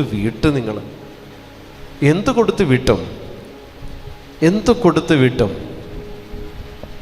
കർത്താവിൻ്റെ മുമ്പിൽ ചില ചോദ്യങ്ങൾക്ക് നമുക്ക് ഉത്തരവില്ല. ഈ വിടുതൽ ശുശ്രൂഷ ചെയ്യുന്ന സമയത്ത് ഇത്തരത്തിലുള്ള മേഖലകളെ പറ്റി സ്പിരിറ്റ് സംസാരിക്കും. ആ സമയത്ത് ഇതിങ്ങനെ വന്ന് പറയും, എന്തുകൊണ്ട് നീ ഇവിടെ ഇങ്ങനെ, എന്തുകൊണ്ടാണ് ഞാൻ അന്ന് സമയത്തെ നഷ്ടപ്പെടുത്തിയോണ്ടാണ് ഇങ്ങനെ പറയുന്നതുണ്ട്. അതുകൊണ്ട് നിങ്ങൾ കൊടുക്കാനുള്ളത് തമ്പുരാനാണെങ്കിൽ കൊടുക്കുക. നിങ്ങളുടെ ഉള്ളിൽ സൂക്ഷിച്ചിരിക്കുന്നത്, അതും പറഞ്ഞാൽ നമ്മൾ തുടങ്ങിയത് വെറുപ്പിൻ്റെ മേഖല. എനിക്കൊരാളോട് വെറുപ്പ് തോന്നിയാൽ എനിക്കത് അയാളോട് തോന്നുന്ന വികാരമാണ്. അയാളത് അറിയുന്ന പോലുമില്ല. ഞാനിവിടെ അയാൾക്ക് വേണ്ടിയിട്ടുള്ള വെറുപ്പ് എൻ്റെ ഉള്ളിൽ സൂക്ഷിച്ച് ഇതിനിങ്ങനെ പരിപോഷിപ്പിച്ച് തീറ്റ കൊടുത്ത് വളർത്തിക്കൊണ്ടിരിക്കുക. ഇത് എൻ്റെ ഉള്ളിലിരുന്ന് ചീഞ്ഞ് നാറി എന്നെ രോഗിയാക്കി എന്നെ കുഴികൊണ്ട് വെക്കുമെന്നുള്ളതുള്ള അല്ലാതെ എനിക്ക് ആരോടാണോ വെറുപ്പ്, അവർ സുഖമായിട്ട് അവിടെ നടക്കുന്നുണ്ട്, അവർ ഹാപ്പിയായിട്ട് ജീവിക്കുന്നുണ്ട്. അവർക്ക് വേണ്ടി എൻ്റെ ഉള്ള് ഞാൻ മലിനമാക്കി ഇടുന്ന മേഖലയാണ് വെറുപ്പിൻ്റെ മേഖല. അവർ ഹാപ്പിയായിട്ട് അവിടെ നടക്കും, ഞാനിവിടെ ഇരുന്ന് ചീഞ്ഞ് നാറും. എന്തിനാ പ്രിയപ്പെട്ടവരെ? ആർക്ക് വേണ്ടിയിട്ടാണ്? അതുകൊണ്ട് നിങ്ങളുടെ ഉള്ളിൽ മറ്റൊരാൾക്ക് കൊടുക്കാനുള്ള സ്നേഹത്തെ കളക്ട് ചെയ്യും. അത് ദൈവം തരുന്നതാണ്. മറ്റൊരാൾക്ക് ചെയ്യാനുള്ള നന്മയെ കളക്ട് ചെയ്യും. അത് ദൈവം തരുന്നതാണ്. അതിന് പ്രതിഫലമുണ്ട്. അതുകൊണ്ട് ഇത്രയും കാലം കൊണ്ട് നിങ്ങൾ നഷ്ടപ്പെടുത്തിയ സമയമുണ്ടെങ്കിൽ നിങ്ങളുടെ സമയത്തിൻ്റെ ദശാംശം തമ്പുരാന് വേണ്ടിയിട്ട് നിങ്ങൾ മാറ്റണം. നഷ്ടപ്പെടുത്തിയ സമയത്തിന് പരിഹാരമായിട്ട് ഈശോയ്ക്ക് വേണ്ടിയിട്ട് എൻ്റെ വക എന്ന് പറഞ്ഞുകൊണ്ട് ഒരു നിശ്ചിത സമയം എല്ലാ ദിവസവും അനേകം പാപികൾക്ക് വേണ്ടിയിട്ട് മാനസാന്തരത്തിന് വേണ്ടിയിട്ട് നിങ്ങൾ മാറ്റണം. ഈശോയ്ക്ക് എൻ്റെ വക എന്ന് പറഞ്ഞൊരു സമയം കൊടുക്കാൻ എല്ലാ ദിവസവും നിങ്ങൾക്കുണ്ടാകണം. നിങ്ങളുടെ എൻ്റർടൈൻമെൻറ്റിന് വേണ്ടിയിട്ട് നിങ്ങൾ കൊടുക്കുന്നുണ്ട്, കുടുംബത്തിന് വേണ്ടി കൊടുക്കുന്നുണ്ട്, ജോലിക്ക് വേണ്ടി കൊടുക്കുന്നുണ്ട്, നിങ്ങളുടേതായിട്ടുള്ള സന്തോഷങ്ങൾ കണ്ടെത്താൻ വേണ്ടി കൊടുക്കുന്നുണ്ട്. ഇതെല്ലാം നിങ്ങൾക്ക് കൊടുക്കാനുണ്ടെങ്കിൽ ഒട്ടും സമയം കിട്ടുന്നില്ലെങ്കിൽ ഭക്ഷണം കഴിക്കേണ്ട, ആ സമയം ശരി കൊടുക്കുക. ഒരു 2 നേരം ഒട്ടും സമയം കിട്ടിയിട്ടില്ല എന്ന് കൊടുക്കാനെങ്കിൽ ആ 2 നേരം ഭക്ഷണം കഴിക്കാതെ ആ സമയമെങ്കിലും ഈശോയ്ക്ക് വേണ്ടി കൊടുത്ത് കർത്താവിന് വേണ്ടി, ആത്മാക്കൾക്ക് വേണ്ടി മുട്ടുകുത്താൻ ശ്രമിക്കുക. അങ്ങനെ നിങ്ങൾ പ്രാർത്ഥിക്കുന്നുണ്ടെങ്കിൽ സമയത്തിൻ്റെ ദശാംശം കൃത്യം കർത്താവിൻ്റെ കരങ്ങളിലേക്കെത്തും. നിങ്ങൾ അനുഗ്രഹിക്കപ്പെടും. നിങ്ങളുടെ ആയുസ്സത്തിയെ നിങ്ങൾ ഈ ലോകത്ത് നിന്ന് വിട്ടുപോകത്തുള്ളൂ. ഹല്ലേലൂയ. അഭിഷേകത്തോടെ ഹല്ലേലൂയ, ഹല്ലേലൂയ, ഹല്ലേലൂയ, ഹല്ലേലൂയ. നിങ്ങളെ സ്നേഹിക്കുന്നവരെ നിങ്ങൾ സ്നേഹിച്ചാൽ നിങ്ങൾക്ക് എന്ത് പ്രതിഫലമാണ് ലഭിക്കുക? ചുങ്കക്കാ പോലും അങ്ങനെ ചെയ്യുന്നില്ലേ? സഹോദരങ്ങളെ മാത്രമേ നിങ്ങൾ അഭിവാദനം ചെയ്യുന്നുള്ളൂവെങ്കിൽ വിശേഷവിധിയായി എന്താണ് നിങ്ങൾ ചെയ്യുന്നത്? വിജാതീയരും അങ്ങനെ തന്നെ ചെയ്യുന്നില്ലേ? അതുകൊണ്ട് നിങ്ങളുടെ സ്വർഗസ്ഥനായ പിതാവ് പരിപൂർണനായിരിക്കുന്നത് പോലെ നിങ്ങളും പരിപൂർണരായിരിക്കുവിൻ. പ്രിയപ്പെട്ട ദൈവജനമേ, കർത്താവിൻ്റെ സ്നേഹം വ്യവസ്ഥകളില്ലാത്ത സ്നേഹമാണ്. ക്രിസ്തു കാൽവരിയിൽ യാഗമായത് ഒരു ഗ്രൂപ്പിന് വേണ്ടിയിട്ടല്ല, ലോകം മുഴുവന് വേണ്ടിയിട്ടാണ് അവൻ യാഗമായതും ബലിയായി തീർന്നതും. അങ്ങനെയാണെങ്കിൽ അവൻ്റെ നാമത്തിൽ ജീവിക്കുന്നവരും യാഗമാകേണ്ടതും ബലിയാകേണ്ടതും ക്രിസ്ത്യാനിക്ക് വേണ്ടിയല്ല, ലോകം മുഴുവനുമുള്ള നഷ്ടപ്പെട്ടുകൊണ്ടിരിക്കുന്ന ആത്മാക്കളെ പ്രതി ആവണം. ഇത് നിങ്ങളിലുള്ള ആന്തരിക മുറിവുകൾക്കുള്ള ഔഷധമാക്കി കർത്താവെ നീ മാറ്റണമേ എന്ന് നിങ്ങൾക്ക് ഈശോയോട് ക്ലെയിം ചെയ്തെടുക്കാവുന്നതാണ്. അനേക ആത്മാക്കൾക്ക് വേണ്ടി കർത്താവെ ഞാൻ പ്രാർത്ഥിക്കാം, എൻ്റെ ആന്തരിക മുറിവുകളെ നീ സുഖപ്പെടുത്തണമേ എന്ന് പറഞ്ഞ് നിങ്ങൾക്ക് ക്ലെയിം ചെയ്തെടുക്കാം. അനേകം നഷ്ടപ്പെട്ടുകൊണ്ടിരിക്കുന്ന പാപികൾക്ക് വേണ്ടി ഞാൻ മുട്ടുകുത്താം, പകരം എൻ്റെ ആന്തരിക മുറിവുകളെ നീ സുഖപ്പെടുത്തണമേ എന്ന് ദൈവത്തോട് നിങ്ങൾക്ക് ക്ലെയിം ചെയ്യാം. അത്തരത്തിൽ നിങ്ങൾക്ക് ക്ലെയിം ചെയ്തെടുക്കാം. നിങ്ങളൊന്നും വെറുതെ ചെയ്യേണ്ട തമ്പുരാന് വേണ്ടിയിട്ട്, നിങ്ങളുടെ ആന്തരിക സൗഖ്യത്തിന് വേണ്ടിയിട്ട് നിങ്ങൾക്കതെല്ലാം ക്ലെയിം ചെയ്തെടുക്കാം. പ്രിയപ്പെട്ടവരെ, ദൈവത്തിന് കൊടുക്കുന്ന വിഹിതമൊന്നും കർത്താവിന് നിങ്ങളൊന്നും വെറുതെ കൊടുക്കണ്ട, തിരിച്ചു തരും അവൻ. അല്ലെങ്കിൽ പോലും നിങ്ങൾക്ക് ചോദിക്കാം, ഈ രീതിയിൽ എൻ്റെ ആന്തരിക മുറിവുണ്ട് എനിക്കറിയാം, പക്ഷേ അതെങ്ങനെ സൗഖ്യമാക്കപ്പെടും? നിങ്ങൾക്ക് പാപികളുടെ മാനസാന്തരത്തിന് വേണ്ടിയിട്ട്, പ്രത്യേകിച്ച് പരിശുദ്ധമ്മയുടെ ഇൻറ്റൻഷന് വേണ്ടിയിട്ട് നിങ്ങൾ പ്രാർത്ഥിക്കണം. അമ്മ പ്രത്യക്ഷപ്പെട്ട സ്ഥലത്തെല്ലാം പറഞ്ഞത് പാപികളുടെ മാനസാന്തരം, ആത്മാക്കളുടെ രക്ഷ, ലോകസമാധാനം, ഈ 3 നിയോഗങ്ങൾക്ക് വേണ്ടി നിങ്ങൾ പ്രാർത്ഥിക്കണം എന്ന് അമ്മ എല്ലായിടത്തും പ്രത്യക്ഷപ്പെട്ടപ്പോൾ പറഞ്ഞിട്ടുണ്ട്. പ്രിയപ്പെട്ട ദൈവജനമേ, ഇങ്ങനെ പറഞ്ഞിരിക്കുന്ന പരിശുദ്ധ അമ്മ നമ്മളോട് പറഞ്ഞിരിക്കുന്ന അമ്മയുടെ നിയോഗങ്ങൾക്ക് വേണ്ടിയിട്ട് നമ്മൾ മുട്ടുകുത്തിയിട്ട് അമ്മയോട് പറയണമേ, എൻ്റെ ആന്തരിക മുറിവുകൾക്കുമേൽ നീ മാധ്യസ്ഥം വഹിക്കണം എന്ന് പറയാൻ പറ്റും. ഇങ്ങനെ നിങ്ങൾക്കുള്ളതിൻ്റെ എല്ലാം വിഹിതം നിങ്ങൾ അനേകർക്ക് വേണ്ടി നിങ്ങളൊന്ന് കൊടുക്കാൻ തയ്യാറായാൽ നിങ്ങളുടെ കുടുംബത്തിൽ നിന്ന് ദൈവം ഇത്തരത്തിലുള്ള കഷ്ടതകളെ, പാരമ്പര്യ ശാപത്തെ, പൂർവിക ദോഷങ്ങളെ കർത്താവ് എടുത്തു മാറ്റും. അവിടെ അനുഗ്രഹത്തിൻ്റെ സമൃദ്ധി ദൈവം നിങ്ങളുടെ കുടുംബത്തിന് തരും. ഒന്നും നിങ്ങൾ വെറുതെ കൊടുക്കണ്ട. കർത്താവിനോട് പറഞ്ഞു, ഞാനിത് നിനക്ക് ചെയ്തു തന്നാൽ നീ എനിക്ക് എന്ത് പ്രതിഫലം തരും? ഞാൻ ആഗ്രഹിക്കുന്ന എൻ്റെ ഈ മേഖലയിൽ ദൈവമേ നീ ഇടപെടുമോ എന്ന് നിങ്ങൾ ദൈവത്തോട് ചോദിക്കാവുന്നതാണ്. Hallelujah, hallelujah. ഈശോ പറയുന്നത് വിശേഷവിധിയായി എന്തെങ്കിലും ചെയ്യാനാ. വിശേഷവിധിയായിട്ട് ചെയ്യുന്നത് പ്രിയപ്പെട്ടവരെ, ഒരു സ്പെഷ്യലായിട്ട് എന്തെങ്കിലും നിങ്ങൾക്ക് ചെയ്യുന്നുണ്ടോ, ചെയ്യാൻ ആഗ്രഹിക്കുന്നുണ്ടോ? ഒരു സ്പെഷ്യൽ ഓഫറിംഗ് ആണിത്. നിങ്ങൾക്ക് ചെയ്യാൻ പറ്റണം. ഇത് നിങ്ങൾക്ക് തിരിച്ച് തരാൻ സാധ്യതയില്ലാത്തവർക്ക് നിങ്ങൾ കൊടുക്കണം. കൊടുത്തവരെ നിങ്ങൾ ഓർത്തിരിക്കരുത്, മറന്നു കളഞ്ഞേക്കണം, ഓർമ്മയിൽ വയ്ക്കരുത്. നിങ്ങൾ ആർക്കെങ്കിലും ദാനം കൊടുത്തിട്ടുണ്ടെങ്കിൽ അവരെ നിങ്ങൾ ഓർത്ത് വയ്ക്കരുത്. അത് പിന്നീട് നിങ്ങളുടെ ഉള്ളിൽ സാത്താൻ അഹങ്കാരത്തിനുള്ള വഴി തുറന്നു തരും. അതുകൊണ്ട് നിങ്ങൾ ആർക്കെങ്കിലും കൊടുത്തിട്ടുണ്ടെങ്കിൽ എഴുതി വയ്ക്കരുത്, മറന്നു കളഞ്ഞേക്കണം, ഉപേക്ഷിച്ച് കളഞ്ഞതായിരിക്കണം. എഴുതി വെച്ച് ദാനം കൊടുക്കല്ലേ, അത് നിങ്ങൾക്ക് നഷ്ടമായിട്ട് വരും. അവസാനം കണക്ക് കൂട്ടുമ്പോൾ കണക്കുകളൊന്നും ടാലി ആവില്ല. അത് എഴുതി വെച്ചിരിക്കുന്നത് കൊണ്ടാണ്. കർത്താവിന് കൊടുത്തതിൻ്റെ കണക്ക് സൂക്ഷിക്കരുത്. കർത്താവിന് കൊടുത്തതിൻ്റെ കണക്ക് സൂക്ഷിക്കരുത്. പള്ളിക്ക് കൊടുത്തതിൻ്റെയും ദശാംശം കൊടുത്തതിൻ്റെയും ദാനധർമ്മം കൊടുത്തതിൻ്റെയും കണക്ക് എഴുതി വയ്ക്കുന്ന കുടുംബങ്ങളൊന്നും രക്ഷപ്പെട്ടിട്ടില്ല. കാരണം കർത്താവ് അങ്ങനെ തിരിച്ചൊരു കണക്ക് എഴുതാൻ തുടങ്ങിയാൽ നമുക്ക് ഉത്തരം ഉണ്ടാവില്ല. പാപത്തിൻ്റെ കണക്ക് കർത്താവ് സൂക്ഷിക്കാത്തതുപോലെ കർത്താവിന് കൊടുത്തതിൻ്റെ കണക്ക് നമ്മളും സൂക്ഷിക്കാൻ പാടില്ല. എൻ്റെ പാപത്തിൻ്റെ കണക്ക് കർത്താവ് എഴുതാൻ തുടങ്ങിയാൽ ഒരറ്റവും ഒരറുതിയും ഉണ്ടാവത്തില്ല. അത്രത്തോളം കർത്താവിന് എഴുതാനുണ്ടെങ്കിൽ നമ്മൾ എന്തിനാ കർത്താവിന് കൊടുത്തതിൻ്റെ കണക്ക് സൂക്ഷിക്കണത്? എഴുതി വെക്കരുത്, ഉപേക്ഷിച്ച് കളഞ്ഞോളണം, ഉപേക്ഷിച്ച് കളഞ്ഞേക്കണം. ഈശോയ്ക്ക് കൊടുത്തതാ, ഇത് എഴുതി വെക്കാൻ പാടില്ല, ഇതിൻ്റെ കണക്ക് സൂക്ഷിക്കാൻ പാടില്ല. കർത്താവിന് കൊടുക്ക്, ഇല്ലായ്മയിൽ നിന്ന് കൊടുക്ക്. ഉള്ളതിൽ നിന്ന് കൊടുക്കുന്നതിൽ മേന്മയില്ല പ്രിയപ്പെട്ടവരെ.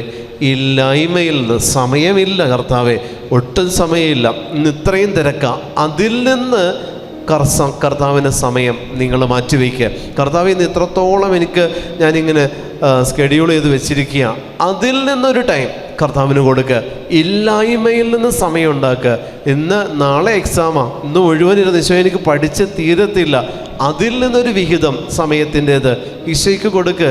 നിൻ്റെ എക്സാമിനെ അവൻ നിൻ്റെ കൈക്ക് പിടിച്ച് എഴുതിപ്പിച്ച് തരും. ഇങ്ങനെ ഇല്ലായ്മയിൽ നിന്ന് കർത്താവിന് കൊടുക്കുക. എല്ലാം ഉള്ളതിൽ നിന്ന് കൊടുക്കാൻ എല്ലാവർക്കും പറ്റും. അത് തന്നെ ഈശോ ഇവിടെ പറയുന്നത്. വിജാതീയരും ഇത് തന്നെ ചെയ്യുന്നില്ലേ? വിശേഷവിധിയായിട്ട് നീ എന്താ ചെയ്തത്?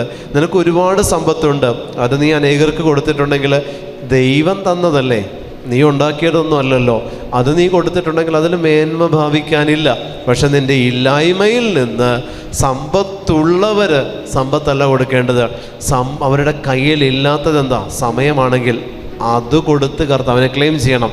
സമ്പത്തുള്ളത് കൊടുത്തിട്ട് മേന്മ പറയാൻ നിങ്ങൾക്ക് പറ്റില്ല. കാരണം നിങ്ങൾക്ക് സമ്പത്തുണ്ടായിരിക്കുകയാണ് നിങ്ങൾ കൊടുത്തിരിക്കുന്നത്. പക്ഷേ ഈ സമ്പത്തുണ്ടാക്കാൻ വേണ്ടി നിങ്ങൾ മാറ്റിവെച്ചിരിക്കുന്ന സമയത്തിൻ്റെ വിഹിതം കർത്താവിന് കൊടുക്കുമ്പോൾ അതിനെ കർത്താവ് മൂല്യമുള്ളതായിട്ട് കാണും. Hallelujah, hallelujah.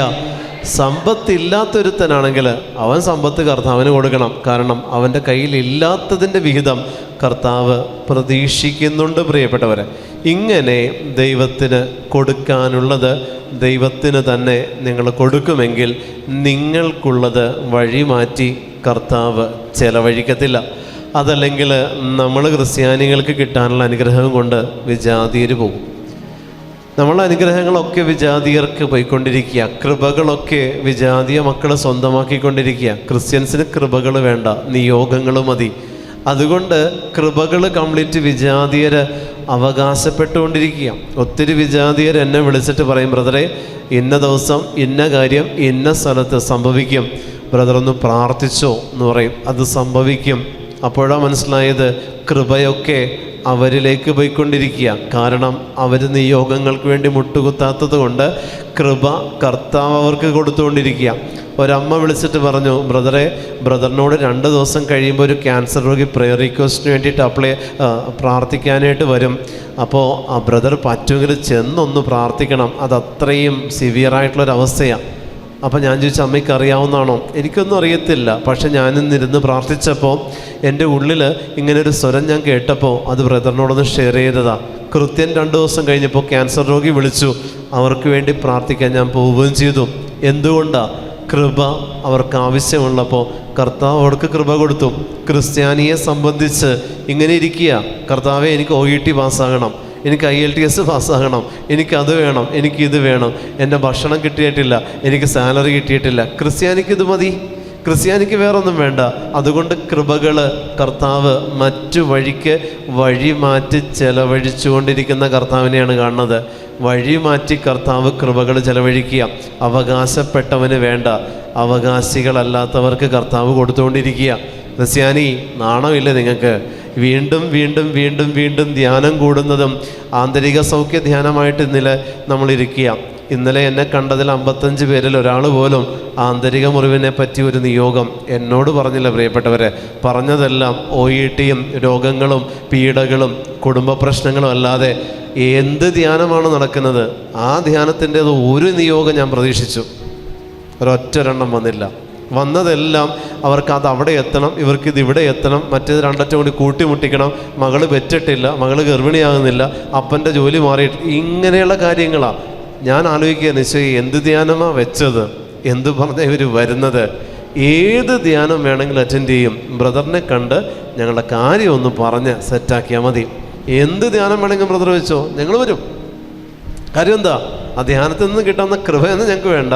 ഞങ്ങൾക്ക് വേണ്ടത് ഇതൊക്കെയാണ്. ജോലി സെറ്റാവണം, കുടുംബത്തിലെ കാര്യങ്ങളൊക്കെ നടക്കണം, മക്കളുടെ വിവാഹം നടക്കണം. അവർ വിവാഹം കഴിച്ച് വിട്ടാലോ, അവർ പ്രഗ്നൻ്റ് ആയിട്ടില്ല, അമ്മ ഇവിടെ നിന്ന് പ്രഗ്നൻ്റ് ആക്കിക്കൊണ്ടിരിക്കുക മക്കളെ. നാണമില്ല തള്ളമാരിക്ക്? ഇങ്ങനെ നിൽക്കുക. നിയോഗങ്ങൾ ഇല്ലാത്ത കൊണ്ട് ഈ തള്ളമാരും തന്തമാരും മക്കളുടെ നിയോഗങ്ങൾ എടുത്തു പിടിച്ച് അവരുടെ മക്കൾ പേരക്കുട്ടികളുടെ നിയോഗങ്ങൾ തലയിലേറ്റ് ആ ഭാരവും ചുവന്നുകൊണ്ട് നടക്കുക മാതാപിതാക്കൾ. പ്രിയപ്പെട്ടവരെ, നിങ്ങളെ ഏൽപ്പിച്ചതിൽ നിന്ന് നിങ്ങളൊരു വിഹിതം ഈശോയ്ക്ക് കൊടുത്തു. അത് മക്കളായിട്ട് കുദാശ വഴി നിങ്ങളവരെ ഒന്നിപ്പിച്ചു. ഇനി അവരെ അവരുടെ വഴിക്ക് വിട്ടോളണം. നിങ്ങൾ ഇനി അങ്ങോട്ട് മക്കളെ വിവാഹം കഴിപ്പിച്ച് വിട്ടാൽ മാതാപിതാക്കൾ പിന്നെ ചിന്തിക്കേണ്ടത് നിത്യരക്ഷയെക്കുറിച്ചാണ്. വീണ്ടും മക്കളുടെ ഭാരം മാതാപിതാക്കൾ ഏറ്റെടുക്കുന്നുണ്ടെങ്കിൽ ഈ മക്കളുടെ ദാമ്പത്യത്തിലാണ് നിങ്ങൾ വിലങ്ങുതടിയാകുന്നത്. അവരുടെ പ്രശ്നം സോൾവ് ചെയ്യേണ്ടത് അവർ പരസ്പരമാണ്. നിങ്ങളതിനിടയിൽ കയറി പ്രശ്നം സോൾവ് ചെയ്യുന്ന ആളായിട്ട് മാറിയാൽ അവരുടെ ദാമ്പത്യ ജീവിതത്തിന് വിലങ്ങുതടിയാകുന്നത് അപ്പനും അമ്മയും ആയിരിക്കും. ഇടപെടരുത്.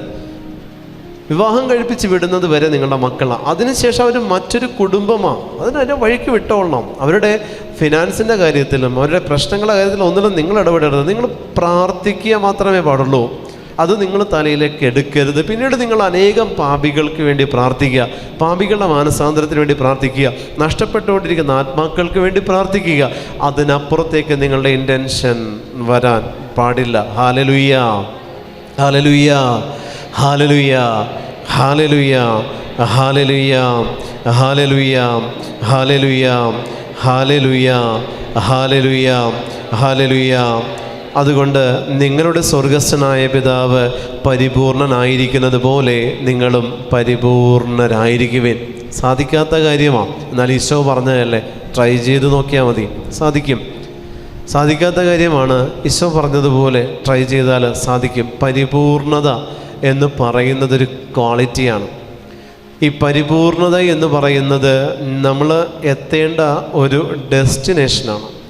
ആ ഒരു ഡെസ്റ്റിനേഷനിലേക്ക് നമ്മൾ പോകണം പ്രിയപ്പെട്ടവരെ. ആ ഒരു ഡെസ്റ്റിനേഷനിലേക്കായിരിക്കണം നമ്മൾ റൂട്ട് ഓപ്പൺ ആവേണ്ടത്. പരിപൂർണത എന്ന് പറയുന്ന ഡെസ്റ്റിനേഷൻ, ഈ ഒരു ഡെസ്റ്റിനേഷനിലേക്ക് എത്തുക എന്നുള്ളതാണ് നമ്മളുടെ ജീവിതത്തിൻ്റെ ലക്ഷ്യമെന്ന് പറയുന്നത്. പരിപൂർണരാകാൻ ശ്രമിക്കല, ആകത്തില്ല, പക്ഷേ പരിപൂർണരാകുന്നതുവരെ ദൈവം തൻ്റെ പരിശുദ്ധാത്മാവിനെ നമ്മളിലേക്ക് വർഷിച്ചു കൊണ്ടിരിക്കും. Hallelujah, hallelujah. അതുകൊണ്ട് നമ്മൾ ആഗ്രഹിക്കുക ഒരു സ്പിരിച്വൽ ഒരു സമ്പത്ത് കിട്ടുന്നതിനെക്കുറിച്ച്. അതിന് തടസ്സമായിട്ട് നിങ്ങളിലുള്ള ആന്തരിക മുറിവുകളുണ്ടെങ്കിൽ ഈശോയുടെ നാമത്തിൽ അത് ഈശോയ്ക്ക് കൊടുക്കുക. ആന്തരിക മുറിവുകളെ തമ്പുരാന് കൊടുക്കുക. ഇന്ന് നമ്മൾ വിശുദ്ധ കുമ്പസാരത്തിലേക്ക് നമ്മുടെ പാപങ്ങൾ സമർപ്പിച്ച് കർത്താവിൻ്റെ കൈകളിലേക്ക് നമ്മുടെ പാപങ്ങളെ ഉപേക്ഷിച്ച് നമ്മൾ സ്വസ്ഥമാകുന്ന സമയമാണ്. സ്വസ്ഥമാകുന്ന സമയമാണ്. നിങ്ങൾ സാധാരണ കുമ്പസാരത്തിൽ ഇത്രത്തോളം ഓപ്പണായിട്ട് ഒരുപക്ഷെ നിങ്ങൾ കുമ്പസാരിക്കുന്നുണ്ടാവില്ല. പക്ഷേ ഇവിടെ നിങ്ങൾക്ക് ഓപ്പണായിട്ട് കുമ്പസാരിക്കാം. നിങ്ങൾക്കുള്ളതെല്ലാം നിങ്ങൾക്ക് തുറന്നു പറയാം. പാപം മാത്രമേ പറയാൻ പാടുള്ളൂ, കഥ പറയരുത്. പാപത്തിൻ്റെ സാഹചര്യം കുമ്പസാരക്കൂട്ടിൽ വിളമ്പരുത്. പാപം മാത്രം പറയുക. അവൻ എന്നോട് അങ്ങനെ ചെയ്തത് കൊണ്ട് ഞാൻ ഈ പാപം ചെയ്തു എന്ന് പറയരുത്. ചെയ്ത പാപം മാത്രം കുമ്പസാരക്കൂട്ടിൽ വിളമ്പിയാൽ മതി. പാപ സാഹചര്യമോ പാപത്തിലേക്ക് നയിച്ച വ്യക്തിയെക്കുറിച്ചോ കുമ്പസാരക്കൂട്ടിൽ നിങ്ങൾ വിളമ്പരുത്. അത് പാപത്തിൻ്റെ കാഠിന്യത്തെ കുറച്ച് കാണിക്കാനുള്ള സാത്താൻ്റെ തന്ത്രമാണ്. ഒരിക്കലും കുമ്പസാരക്കൂട്ടിൽ പറയുന്ന പാപത്തിൻ്റെ കാഠിന്യം കുറഞ്ഞ് പോകരുത്. അതിങ്ങനെ മുന്തിയ അവസ്ഥയിൽ തന്നെ നിൽക്കണം. പാപം ചെയ്യാൻ കാണിച്ച ധൈര്യം പാപം ഏറ്റുപറയാനും കാണിക്കണേ. അതാണ് സ്പിരിച്വലി ഉള്ള ഒരു പേഴ്സണാലിറ്റി എന്ന് പറയുന്നത്. അതുണ്ടാവണം. പാപം ചെയ്യാനായിട്ട് നമ്മളൊരു ധൈര്യം കാണിച്ചില്ലേ, അതേ ധൈര്യം തന്നെ പാപത്തെ ഏറ്റുപറയാനും നിങ്ങൾ കാണിക്കുക. അവിടെ ദൈവത്തിൻ്റെ ശക്തി നിങ്ങളുടെ മേലിറങ്ങി വരും.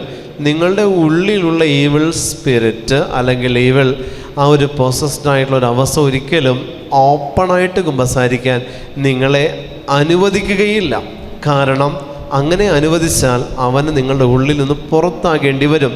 അതുകൊണ്ട് തന്നെ നിങ്ങൾ അവൻ്റെ വാക്കല്ല ദൈവസ്വരം ശ്രവിക്കുക. ഓപ്പണായിട്ട് കുമ്പസാരിക്കണം. അടച്ചു വെച്ച് കുമ്പസാരിക്കരുത്. ഹൃദയത്തിലുള്ളതും മനസ്സിലുള്ളതും നിങ്ങൾ തുറന്നു പറയണം. ആത്മാവിലുള്ളത് ദൈവത്തിന് കൊടുക്കണം. ഹൃദയത്തിലുള്ളതും മനസ്സിൽ സൂക്ഷിച്ചിരിക്കുന്നതും നിങ്ങൾ തുറന്ന് കുമ്പസാരിക്കണം. രണ്ടും തുറന്ന് കുമ്പസാരിക്കണം. ശരീരം കൊണ്ട് ചെയ്തതും വിചാരത്താലും വാക്കാലും പ്രവൃത്തിയാലും ഉപേക്ഷയാലും വന്നതും മൂല പാപ അവസ്ഥയിലുള്ളതും 10 കൽപ്പനയ്ക്ക് കീഴെ വന്നതും തിരുസഭയ്ക്കെതിരായി വന്നതും നിങ്ങൾ തരംതിരിച്ച് കുമ്പസാരത്തിൽ ഏറ്റുപറയണം. Hallelujah, hallelujah, hallelujah. 4 തരത്തിലുള്ളത് നിങ്ങളുടെ മനസ്സിലുണ്ട്. അത് വിചാരത്താലും വാക്കാലും പ്രവൃത്തിയാലും ഉപേക്ഷയാലുമുള്ളത്, മനസ്സിലും ഹൃദയത്തിലുമുള്ളത് 4 അവസ്ഥയിലുള്ള പാപങ്ങൾ. രണ്ടാമത്തേത് 7 മൂലപാപങ്ങളിലൂടെ വന്നത് നിങ്ങൾ പറയുക. പിന്നീട് തിരുസഭയ്ക്കെതിരെ വന്നത് നിങ്ങൾ പറയുക. അതിനുശേഷം മോശയ്ക്ക് എഴുതി കൊടുത്തത് 10 കൽപ്പനകളിലെ ലംഘനങ്ങളിലൂടെ വന്നത് നിങ്ങൾ പറയുക, അമ്മ ചെയ്ത പാപം അപ്പം ചെയ്ത പാപവും നിങ്ങൾ പറയണ്ട, നിങ്ങൾ ചെയ്ത പാപം മാത്രം കുമ്പസാരക്കൂട്ടിൽ നിങ്ങൾ പറഞ്ഞാൽ മതി. ഏറ്റുപറയുന്ന പാപങ്ങളെക്കുറിച്ച് പിന്നീട് നിങ്ങൾ ചർച്ചയ്ക്കിരിക്കരുത്, ചിന്തിക്കാനിരിക്കരുത്. ചെയ്തു പോയ പാപങ്ങൾ ഒരിക്കലും റിക്കളക്റ്റ് ചെയ്യരുത്. ചെയ്തു പോയ പാപങ്ങൾ റിക്കളക്റ്റ് ചെയ്യുന്ന പക്ഷം എഗെയിൻ ആൻഡ് എഗെയിൻ ആ പാപം വീണ്ടും വീണ്ടും ചെയ്യാനുള്ള പ്രേരണയും ടെൻഡൻസിയും അതിലൂടെ നിങ്ങളിലേക്ക് ഇട്ടുതരാനുള്ള സാത്താൻ്റെ തന്ത്രമാണ്. കുമ്പസാരക്കൂട്ടുകൾ ഉപേക്ഷിച്ചതിനെ വീണ്ടും നിങ്ങൾ തിരിച്ച് ചിന്തകളിലേക്ക് എടുക്കരുത്. അത് നിങ്ങൾക്ക് നാശത്തിന് വഴിയൊരുക്കും. ആ പാപാവസ്ഥയിൽ എന്നേക്കുമായിട്ട് അടിമപ്പെടാനായിട്ട് അത് ഇടവരുത്തും. അതുകൊണ്ട് ഏറ്റുപറയുന്ന പാപങ്ങൾ ഒരിക്കലും നിങ്ങൾ ചിന്തയിലേക്ക് കൊണ്ടുവരരുത്. അത് ഉപേക്ഷിക്കപ്പെട്ടതാണ്. ഉപേക്ഷിച്ചതൊന്നും നമ്മൾ അന്വേഷിച്ച് പോകത്തില്ല. അതുകൊണ്ട് പാപം വെറുക്കണം, ഉപേക്ഷിക്കണം, രണ്ടും നടക്കണം. വെറുത്തുപേക്ഷിച്ച പാപത്തിന് പുറകെ പിന്നീട് ഒരിക്കലും നിങ്ങൾ ട്രാവൽ ചെയ്യരുത്. നിങ്ങൾക്ക് ഒറ്റ ഒരു ഡെസ്റ്റിനേഷനേ ഉള്ളൂ. ഈശോ പറഞ്ഞതുപോലെ പരിപൂർണത എന്ന് പറയുന്ന ഡെസ്റ്റിനേഷൻ, അതിലേക്ക് എത്താനായിട്ടുള്ള ട്രാവലിങ്ങിലാണ് നമ്മൾ. അതിലേക്ക് മാത്രമേ എത്താൻ പാടുള്ളൂ. അതുമാത്രമേ ലക്ഷ്യം വയ്ക്കാനായിട്ട് പാടുള്ളൂ. Hallelujah, hallelujah, hallelujah. ഇന്നത്തെ ഇത് ആന്തരിക സൗഖ്യ ധ്യാനമായതുകൊണ്ട് തന്നെ നിങ്ങളുടെ കഴിഞ്ഞ കാല ജീവിതത്തിൽ വന്നിരിക്കുന്ന മുറിവുകൾ ഏറ്റുപറയണം. നിങ്ങൾ കഴിഞ്ഞകാല ജീവിതത്തിൽ വന്നിരിക്കുന്ന എല്ലാ മുറിവുകളും ഏറ്റുപറയണം. മുറിവുകൾ ഉണ്ടാക്കിയ വ്യക്തികൾ പറയണ്ട, ഇങ്ങനൊരു മുറിവ് വന്നിട്ടുണ്ട്. പ്രത്യേകിച്ച് വൈദികരിൽ നിന്ന് വന്നിരിക്കുന്ന, നമ്മുടെ സഭാ അധികാരികളിൽ നിന്ന് വന്നിരിക്കുന്ന ഏതെങ്കിലും മുറിവുകൾ നിങ്ങൾക്ക് ഉണ്ടെങ്കിൽ, ആ മുറിവ് വെറുപ്പായിട്ട് മാറ്റപ്പെട്ടിട്ടുണ്ടെങ്കിൽ അതെല്ലാം നിങ്ങൾ ഈ ഇന്നത്തെ കുമ്പസാരത്തിൽ ഏറ്റുപറയണം. അതിലൂടെ നിങ്ങളുടെ ഭക്തി മാർഗത്തിൽ വീഴ്ച വന്നിട്ടുണ്ടെങ്കിൽ അത് ഇന്നത്തെ കുമ്പസാരത്തിൽ ഏറ്റുപറയണം. Hallelujah, hallelujah, hallelujah, hallelujah, hallelujah. അത്തരത്തിലുള്ളതെല്ലാം ഇന്നത്തെ വിശുദ്ധ കുമ്പസാരത്തിലൂടെ നിങ്ങൾ ഏറ്റുപറയാം. ഏറ്റുപറയപ്പെട്ട പാപം, ഞാൻ വീണ്ടും പറയുന്നു, രണ്ടാമത് ചിന്തിക്കരുത്. ഈശോ മറന്നു കളഞ്ഞതാണ്, പിന്നെ നമ്മളത് ഓർക്കേണ്ട ആവശ്യമില്ല. ഈശോ മറന്നു കളഞ്ഞതിനെക്കുറിച്ച് പിന്നെ നമ്മൾ ഒരിക്കലും ഓർക്കേണ്ട ആവശ്യമില്ല. അത് കർത്താവ് എന്നേക്കുമായിട്ട് എഴുതി തള്ളിയതാണ്. നമ്മളത് തിരിച്ചെടുക്കരുത്, അന്വേഷിച്ചു പോകരുത്. വെറുത്തുപേക്ഷിച്ചതിന് വെറുത്തത് തന്നെയാണ്. Hallelujah, hallelujah. നിങ്ങൾ കുമ്പസാരത്തിൽ ഏറ്റുപറയാൻ മറന്നു പോകുന്നതാണ് സമയത്തെ നഷ്ടപ്പെടുത്തിയ വിവരം. സമയത്തെ നഷ്ടപ്പെടുത്തിയിട്ടുണ്ട്, സമയത്തെ കൊന്നിട്ടുണ്ട്. ക്രിസ്തുവിനെ തന്നെയാണ് നമ്മൾ നഷ്ടപ്പെടുത്തിയത്. അത് നിങ്ങൾ പ്രത്യേകം ഏറ്റുപറയാനായിട്ട് ശ്രദ്ധിക്കുക. ആമേൻ, ഹല്ലേലൂയ, ഹല്ലേലൂയ. നമുക്ക് എഴുന്നേറ്റ് നിൽക്കാം.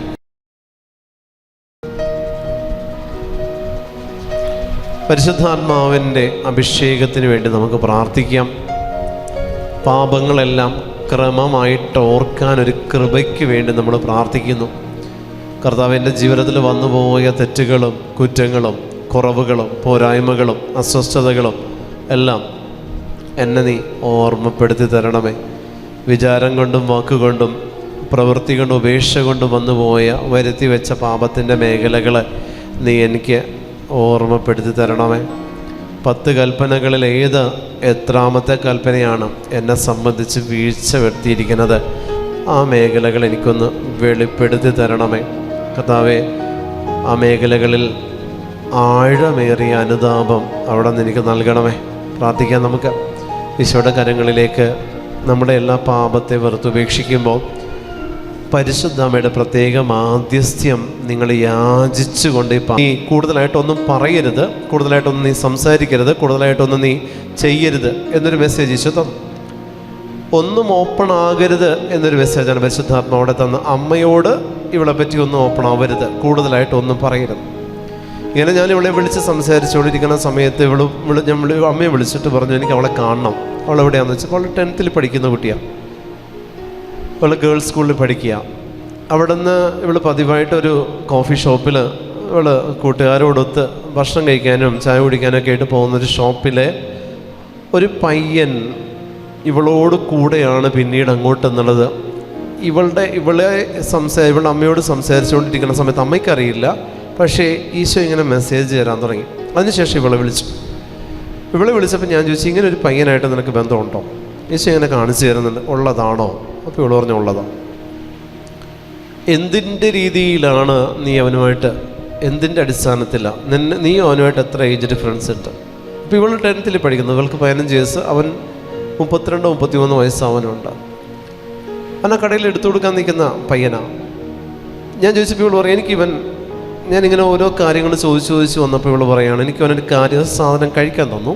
ഇത് കഴിച്ചതിന് ശേഷമാണ് ഞാൻ ഇവനിലേക്ക് പൂർണ്ണമായിട്ടും അടുക്കാൻ തുടങ്ങിയത്. പിന്നീട് ബാക്കി പറയുന്നതെല്ലാം നുണയാണ്, ഇതാണ് ശരി, ബാക്കി പറയുന്നതെല്ലാം തെറ്റാണ്, ഇതാണ് ശരി എന്നുള്ളൊരു മൈൻഡിലേക്ക് ഞാൻ പോവാം. ബാക്കി പറയുന്നതൊക്കെ തെറ്റ്, ഇത് മാത്രം ശരി.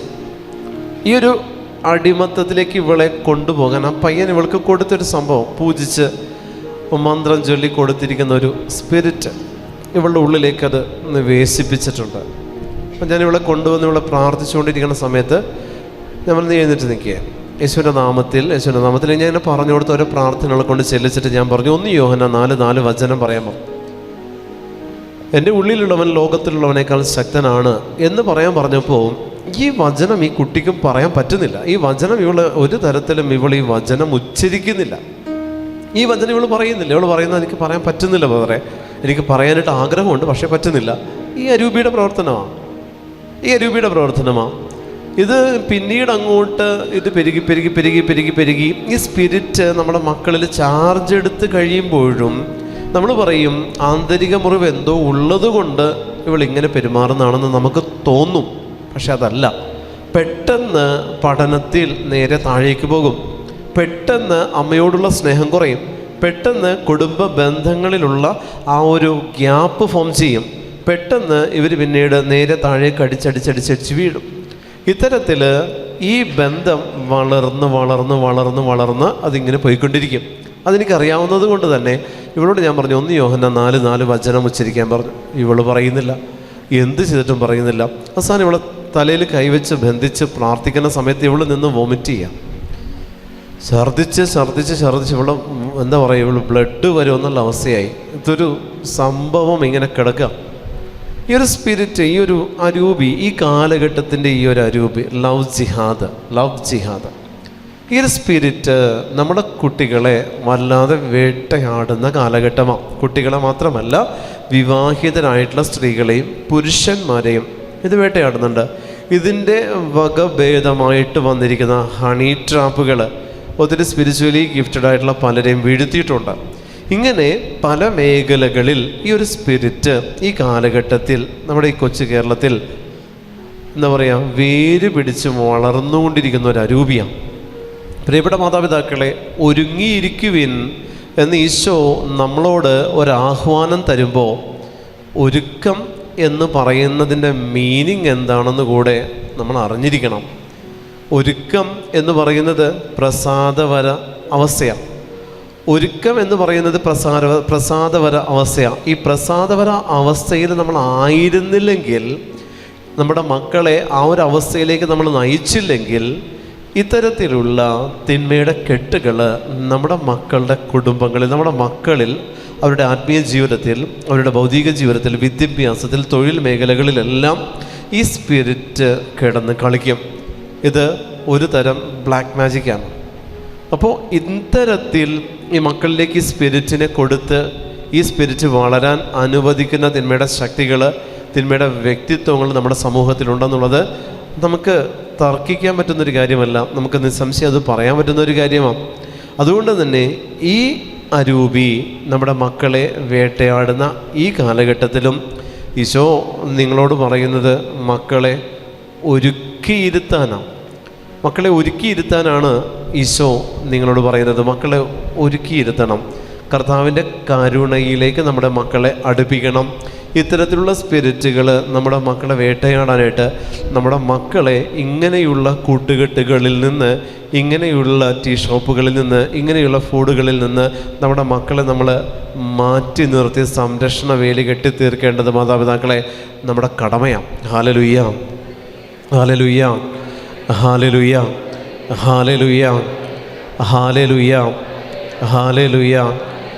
നമ്മുടെ മക്കളെ നമ്മൾ മാറ്റി നിർത്തിയില്ലെങ്കിൽ അത് ബുദ്ധിമുട്ടാണ്. ഈ കുട്ടികൾ ഇത് ബന്ധിച്ച് പ്രാർത്ഥിച്ചപ്പോൾ പിന്നീട് അത് മാറി, ആ ബന്ധം കംപ്ലീറ്റ്ലി മാറി. അപ്പോഴവിടെ എൻ്റെ കുറേ ഫോട്ടോസ് അവൻ്റെ കയ്യിലെത്തിയിട്ടുണ്ട്. ഇപ്പം അത് വെച്ചിട്ട് ഇവിടെ ബ്ലാക്ക് മെയിൽ ചെയ്യാം. അത് വെച്ചിട്ട് അവനിപ്പോൾ ബ്ലാക്ക് മെയിൽ, ഞാൻ ഇവളുടെ അമ്മയോട് കാര്യങ്ങളെല്ലാം തുറന്ന് പറഞ്ഞ് ഇവളുടെ ഇപ്പോഴത്തെ അവസ്ഥ എന്താണെന്നുള്ളത് പറഞ്ഞു. ഒരിക്കലും ഞാനൊരു ശുശ്രൂഷയ്ക്ക് വേണ്ടി ഒരു ഊബറിൽ പോകുന്ന സമയത്ത് ആ ഊബറിൽ വണ്ടി ഓടിച്ചിരുന്ന ഈ ഒരു സഹോദരനാണ്. വന്നിട്ട് എന്നോട് പറയുകയാണ്, ബ്രദർ നിങ്ങൾ എന്ത് ജോലി ചെയ്യുന്നു എന്ന് എന്നോട് സംസാരിച്ചു, കാഷ്വലി ഇങ്ങനെ സംസാരിച്ചു വന്നപ്പോൾ ഞാൻ പറഞ്ഞു ഞാനിങ്ങനെ ശുശ്രൂഷയാണ്. അപ്പോൾ പിന്നെ ഏതാണ് ജാതി എന്നുള്ളത് എനിക്ക് മനസ്സിലായി. അപ്പോൾ ഞാനിത് പറഞ്ഞു, ഞാനിങ്ങനെ ശുശ്രൂഷയിലാന്ന് പറഞ്ഞപ്പോൾ അവൻ ഒരു പുച്ഛഭാവത്തോടെ ചിരിച്ചുകൊണ്ടിരിക്കുകയാണ്. അപ്പോഴാണ് അവൻ പറഞ്ഞത്, ഞങ്ങൾ ഇന്ന സ്ഥലത്ത് നിന്ന് കൊച്ചിയിലേക്ക് 2000-ലധികം പേര് ഇറക്കിയിട്ടുണ്ട്. ഞാൻ എന്തിനു വേണ്ടിയിട്ടാണ്? ഇങ്ങനെ ഈ രീതിയിൽ നിങ്ങളിൽ നിന്നുള്ളതിനെ ഞങ്ങളിലേക്ക് വരിക്കാൻ. അവർക്കറിയാം ഇസ്ലാമിൻ്റെ വിത്ത് ക്രിസ്ത്യാനി പെൺകുട്ടികളുടെ ഉദരത്തിൽ നിക്ഷേപിച്ച് അവരുടേതായിട്ടുള്ള ഒരു ടെറിട്ടറി വികസിപ്പിക്കാനുള്ള ശ്രമം അരൂപിയാണ്. അതിനെക്കുറിച്ച് അവെയർ അല്ലെങ്കിൽ നമ്മുടെ ബിസിനസ്സിൽ, നമ്മുടെ ക്ലയൻസിൽ നമ്മൾ വീട് വാടക കൊടുക്കുമ്പോൾ, നമ്മൾ സ്ഥലങ്ങൾ എടുക്കുമ്പോൾ ഇവരുടേതാണെങ്കിൽ നിങ്ങൾക്ക് ദുരിതമാണ്. നിങ്ങളെടുക്കുന്ന സ്ഥലം ഇവരുടേതാണെങ്കിൽ ഇവർ വീട് വയ്ക്കുന്ന സമയത്ത് ഈ വീടിന് അടിത്തറയിൽ വെക്കുന്ന കുറേ സംഭവങ്ങൾ, കട്ടിളപ്പടികളിൽ വെക്കുന്ന കുറേ സംഭവങ്ങൾ ഇവരുടെ കയ്യിൽ നിന്ന് നിങ്ങളെടുത്ത വീടാണ്. നിങ്ങൾക്ക് അവിടെ സ്വസ്ഥമായിട്ട് താമസിക്കാൻ പറ്റില്ല. അവർ പണിത വീട്, അവരെടുത്ത വീടുകളിൽ നമ്മൾ താമസിക്കാനോ വാടകയ്ക്കെടുക്കാനോ അല്ലെങ്കിൽ അത് വിലയ്ക്ക് വാങ്ങാനോ പാടില്ല. നിങ്ങൾക്ക് അവിടെ താമസിക്കാൻ പറ്റില്ല. അതുപോലത്തെ സംഭവങ്ങൾ അവർ 4 വശത്ത് അവിടെ ഇവിടെയൊക്കെ കുഴിച്ചും ജപിച്ചൊക്കെ ഇട്ടിട്ടുണ്ടാവും. ഇത് അരൂപിയാണ്. അപ്പോൾ ഈ ഒരു സ്പിരിറ്റ്, ഈ ഒരു അരൂപി, ഇത് കേരളം വിട്ടാൽ ഇത്രത്തോളം ഇല്ല എന്ന് എനിക്ക് തോന്നുന്നു. പക്ഷെ കേരളത്തിൽ ഈ ഒരു സ്പിരിറ്റ് നമ്മുടെ ദേശത്തെ തകർക്കാൻ ശ്രമിക്കുന്ന ഇത്തരത്തിലുള്ള സ്പിരിറ്റുകൾ കൂടുതലാണ്. അപ്പോൾ ഇങ്ങനെയുള്ളതിൽ നിന്ന് നമ്മുടെ മക്കൾ വിവേകത്തോടെ മാറി നിൽക്കാൻ അവർ ശ്രമിച്ചില്ലെങ്കിൽ, പ്രിയപ്പെട്ട ദൈവജനമേ, ഈശോ നമ്മളോട് പറയുന്നു, മാതാപിതാക്കൾ അവർക്ക് ആവശ്യമായിട്ടുള്ളൊരു അവയർനെസ് കൊടുത്തിട്ടുണ്ടാകണം ഈ മേഖലയിൽ. അതല്ലെങ്കിൽ പെട്ടെന്ന് ഒരു മകൾ പഠിത്തം അവസാനിപ്പിക്കുന്നുണ്ടെങ്കിൽ പുറകിൽ ഈ സ്പിരിറ്റാണ്. പെട്ടെന്ന് ഒരു മകൾ പഠിത്തം നിർത്തി, നന്നായിട്ട് പഠിച്ചുകൊണ്ടിരുന്ന കുട്ടി പെട്ടെന്ന് പഠിത്തം നിർത്തി ഒരു മൂലയിലേക്ക് ഒതുങ്ങുന്നുണ്ടെങ്കിൽ ഈ അരൂപിയാണ്, ഇസ്ലാം സ്പിരിറ്റ്. ഈ കൈവിഷത്തിൻ്റെ കെട്ടാണ്. നന്നായിട്ട് ജോലി ചെയ്തുകൊണ്ടിരുന്ന ഒരാൾ പെട്ടെന്ന് ജോലി നിർത്തി, ജോലിക്കൊന്നും പോകാൻ മടിയാണ്, ജോലിക്ക് പോകാൻ താല്പര്യമില്ല, ഫീൽഡിൽ ഇറങ്ങാൻ താല്പര്യമില്ല എന്നുള്ള അവസ്ഥയിലേക്ക് മാറുന്നുണ്ടെങ്കിൽ ഈ സ്പിരിറ്റാണ്. ഒരു കമ്പനിയിൽ ഒന്നിച്ച് കുറച്ച് പേര് ജോലി ചെയ്യുന്നതിൽ ഒരു വ്യക്തി മാത്രം തഴയപ്പെട്ടു പെർഫോം ചെയ്യാൻ പറ്റാത്ത രീതിയിൽ മാറുന്നുണ്ടെങ്കിൽ ഈ സ്പിരിറ്റ് അവൻ്റെ ഉദരത്തിലെത്തിയിട്ടുണ്ട്. പ്രിയപ്പെട്ടവരെ, ഇത് ഉള്ളത് തന്നെയാണ്. ഇത് അന്ധവിശ്വാസം എന്ന് പറഞ്ഞുകൊണ്ടിരുന്ന ഒരു കാലഘട്ടം ഉണ്ടായിരുന്നു. പക്ഷേ ഇത് അന്ധവിശ്വാസമല്ല, അവരുടെ വിശ്വാസമാണ്. ഇത് നമ്മൾ അന്ധമായിട്ട് കണ്ടു കഴിഞ്ഞാൽ അവരതിൽ വെച്ചിട്ട് നമ്മളെ തകർക്കുമെന്നുള്ളത് മറക്കരുത്. Hallelujah, hallelujah, hallelujah, hallelujah. ഈ ഒരു കെട്ട്, പ്രിയപ്പെട്ട ദൈവജനമേ, നമ്മുടെ കുടുംബങ്ങളിലും വ്യക്തി ജീവിതത്തിലും നമ്മളുടെ മക്കളിലും സാമ്പത്തിക മേഖലയിലും ഈ സ്പിരിറ്റ്, ഈ ജിന്നിൻ്റെ സ്പിരിറ്റ്, ഈ അരൂപി കയറിക്കൂടിയിരിക്കുന്ന കാലഘട്ടമാണ്. കയറിക്കൂടിയിരിക്കുന്ന കാലഘട്ടമാണ്. പല സിസ്റ്റേഴ്സിൻ്റെ ധ്യാനങ്ങൾക്ക് ഞാൻ ധ്യാനിപ്പിക്കാൻ പോകുമ്പോഴും, ലാസ്റ്റ് ഒരു ധ്യാനം കഴിഞ്ഞേ ഉള്ളൂ, അങ്കമാലി വെച്ചിട്ട് ഇപ്പോൾ ധ്യാനം കഴിഞ്ഞ മാസം 2 ആഴ്ചയായിട്ടുള്ളൊരു ധ്യാനം കഴിഞ്ഞേ ഉള്ളൂ. ആ ധ്യാനത്തിലെല്ലാം അവരും എന്നോട് പല കാര്യങ്ങളും ഓപ്പണായിട്ട് ഷെയർ ചെയ്യുമ്പോൾ ഈ ഒരു വിഭാഗത്തിൻ്റെ അതിപ്രസരമാണ് നമുക്ക് കാണാൻ പറ്റുന്നത്. നമ്മുടെ പേരിലുള്ള പല സംരംഭങ്ങളും, പ്രിയപ്പെട്ടവരെ, അതിൻ്റെ എല്ലാത്തിൻ്റെയും ഷെയർ പരിശോധിച്ചാൽ അതിൻ്റെ ഒരു 70% ഇവരുടെ കയ്യിലായിരിക്കണം. നമ്മൾ അറിയുന്നില്ല പലതും. ഇങ്ങനെ നമുക്കുള്ള വിഹിതത്തിൻ്റെ നല്ലൊരു ഭാഗത്തെ ഇവർ കൊണ്ടുപോയിക്കൊണ്ടിരിക്കുകയാണ്. നമ്മൾ മണ്ടന്മാരായി നമ്മൾ വീണ്ടും മണ്ടത്തരം അഭിനയിക്കുകയാണോ നിന്നു കൊടുക്കുകയാണോ എന്നുള്ളത് മനസ്സിലാകുന്നില്ല. പല സ്ഥലങ്ങളിലും പല സ്റ്റേഷനുകളിൽ നിന്ന് പല വ്യക്തികളും വിളിച്ചിട്ട് പറയും, ബ്രദർ ഇങ്ങനെ ഒരു കേസ് ഉണ്ടെന്ന് അറ്റൻഡ് ചെയ്യാമോ? അവിടെ ചെല്ലുമ്പോൾ ഏതെങ്കിലും മീൻ കച്ചവടക്കാരൻ്റെ കൂടെയോ ഏതെങ്കിലും പച്ചക്കറി കച്ചവടം ചെയ്യുന്നതിൻ്റെ കൂടെയൊക്കെ പോകാൻ വേണ്ടി ഇവിടെ നിൽക്കുക. ചെന്ന് കഴിയുമ്പോൾ നമ്മൾ ചോദിക്കും, എന്ത് പറയണം, എന്ത് ചെയ്യണം, എന്താണ്? ഇവിടെ ചോദിക്കും, എനിക്ക് നിങ്ങളറിയില്ല. അപ്പനെ അമ്മനെയും കണ്ടിട്ട് ഇവിടെ പറയാം, ഇവരാരാ, എനിക്ക് ഇവരൊന്നും അറിയാമോ, ഞാൻ ഇവരുടെ കൂടെ പോകാൻ നിൽക്കുക. അരൂപി പ്രവർത്തിക്കുക. അവസാന സ്റ്റേഷനിൽ നമ്മൾ ആ ഓഫീസറോട് പറയുമ്പോൾ അവർ നമുക്കൊരു സ്പേസ് തരും. ഇവിടെ തലയിൽ നെറ്റിയിൽ കുരിശ് വരക്കുമ്പോൾ തന്നെ അത് തല തല്ലി താഴ്ത്തി വീഴും. അരൂപിയാണ്. ഇങ്ങനെ നമ്മുടെ മക്കളുടെ കണ്ണും ചിന്തകളും ബുദ്ധിയും കൂട്ടിക്കെട്ടി കൊണ്ടുപോകുന്ന ഒരു അരൂപിയുടെ പ്രവർത്തനം ഈ കാലഘട്ടത്തിൽ ഒത്തിരിയുണ്ട്. നമ്മൾ പഠിക്കുന്ന സ്കൂളുകൾ, നമ്മൾ പഠിക്കുന്ന കോളേജുകൾ, നമ്മുടെ മക്കൾ പഠിക്കുന്ന സ്കൂളുകൾ, കോളേജുകൾ, അവർ നിൽക്കുന്ന ഹോസ്റ്റലുകളിൽ, അവർ താമസിക്കുന്ന സ്ഥലങ്ങളിലൊക്കെ ഈ ഒരു സ്പിരിറ്റാണ്. യു കെയിൽ നിന്ന് ഒരു അച്ഛൻ എന്നെ വിളിച്ചിട്ട് പറഞ്ഞു, ഞാൻ ഒരു സ്ഥലത്ത് ഒരു കൺഫെഷന് വേണ്ടി പോയിട്ട് തിരിച്ചു വരുന്ന വഴിക്ക് ഒരാളുമായിട്ട് കണ്ടുമുട്ടിയപ്പോൾ ഇങ്ങനെ ഇതിനെപ്പറ്റി സംസാരിച്ചു വന്നപ്പോൾ അയാൾ എന്നോട് പറയാം, മര്യാദക്കല്ലെങ്കിൽ കൊന്നു കളയുമെന്ന് പറഞ്ഞ ഇസ്ലാം സഹോദരൻ അച്ഛനോട് പറഞ്ഞു, മര്യാദക്കല്ലെങ്കിൽ ഞാൻ കൊന്നു കളയും. ഇങ്ങനെയുള്ള തിന്മയുടെ ഇതിൽ ഒരുക്കക്കുറവ് എന്ന് പറയുന്ന അവസ്ഥയേക്കാൾ ഉപരിയായിട്ട് നമ്മളുടെ പ്രാർത്ഥനക്കുറവും അഭിഷേകക്കുറവും ഈ സ്പിരിറ്റിനെ, ഈ അരൂപിക്ക് നമ്മളിലേക്ക് കടന്നു വരാനായിട്ടുള്ളൊരു എൻട്രിയാണ്.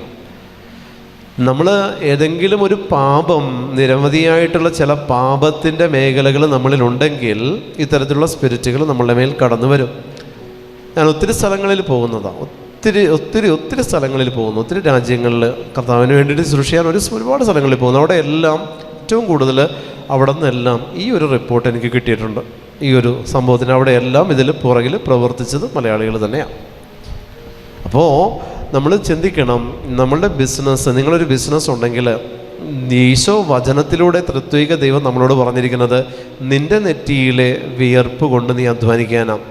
ഗ്രൂപ്പായിട്ടൊരു ബിസിനസ് കർത്താവ് പ്രൊമോട്ട് ചെയ്യുന്നില്ല, നീയാണ് അധ്വാനിക്കേണ്ടത്. നിങ്ങൾ ഒരു പാർട്ട്ണർഷിപ്പായിട്ട് തുടങ്ങാനായിട്ട് ഈശോ നമ്മളോട് പറഞ്ഞിട്ടില്ല. ഒറ്റയ്ക്ക് നിങ്ങൾ തുടങ്ങുന്നതെല്ലാം ഒറ്റയ്ക്കായിരിക്കണം. നിങ്ങളെടുക്കുന്നതിൽ ഇക്കൂട്ടരുടേതായിട്ടുള്ള പ്രോഡക്ട്സ് നിങ്ങൾ ഒഴിവാക്കിയില്ലെങ്കിൽ, ഹലാൽ ഫുഡ് ഒഴിവാക്കിയില്ലെങ്കിൽ നിങ്ങൾക്ക് ദുരിതമാണ്. ഹലാൽ ഫുഡ് ഒരു കാലഘട്ടത്തിൽ നമ്മൾ അതിനെപ്പറ്റി നല്ലൊരു ചർച്ച വന്നതാണ് നമ്മുടെ മീഡിയാസിൽ, ഷെക്കീനായാലും ഗുഡ് ന്യൂസിലും എല്ലാം. പിന്നീട് ഇതങ്ങോട്ട് കംപ്ലീറ്റ് ആയിട്ട് അലിഞ്ഞു പോയ പോലെ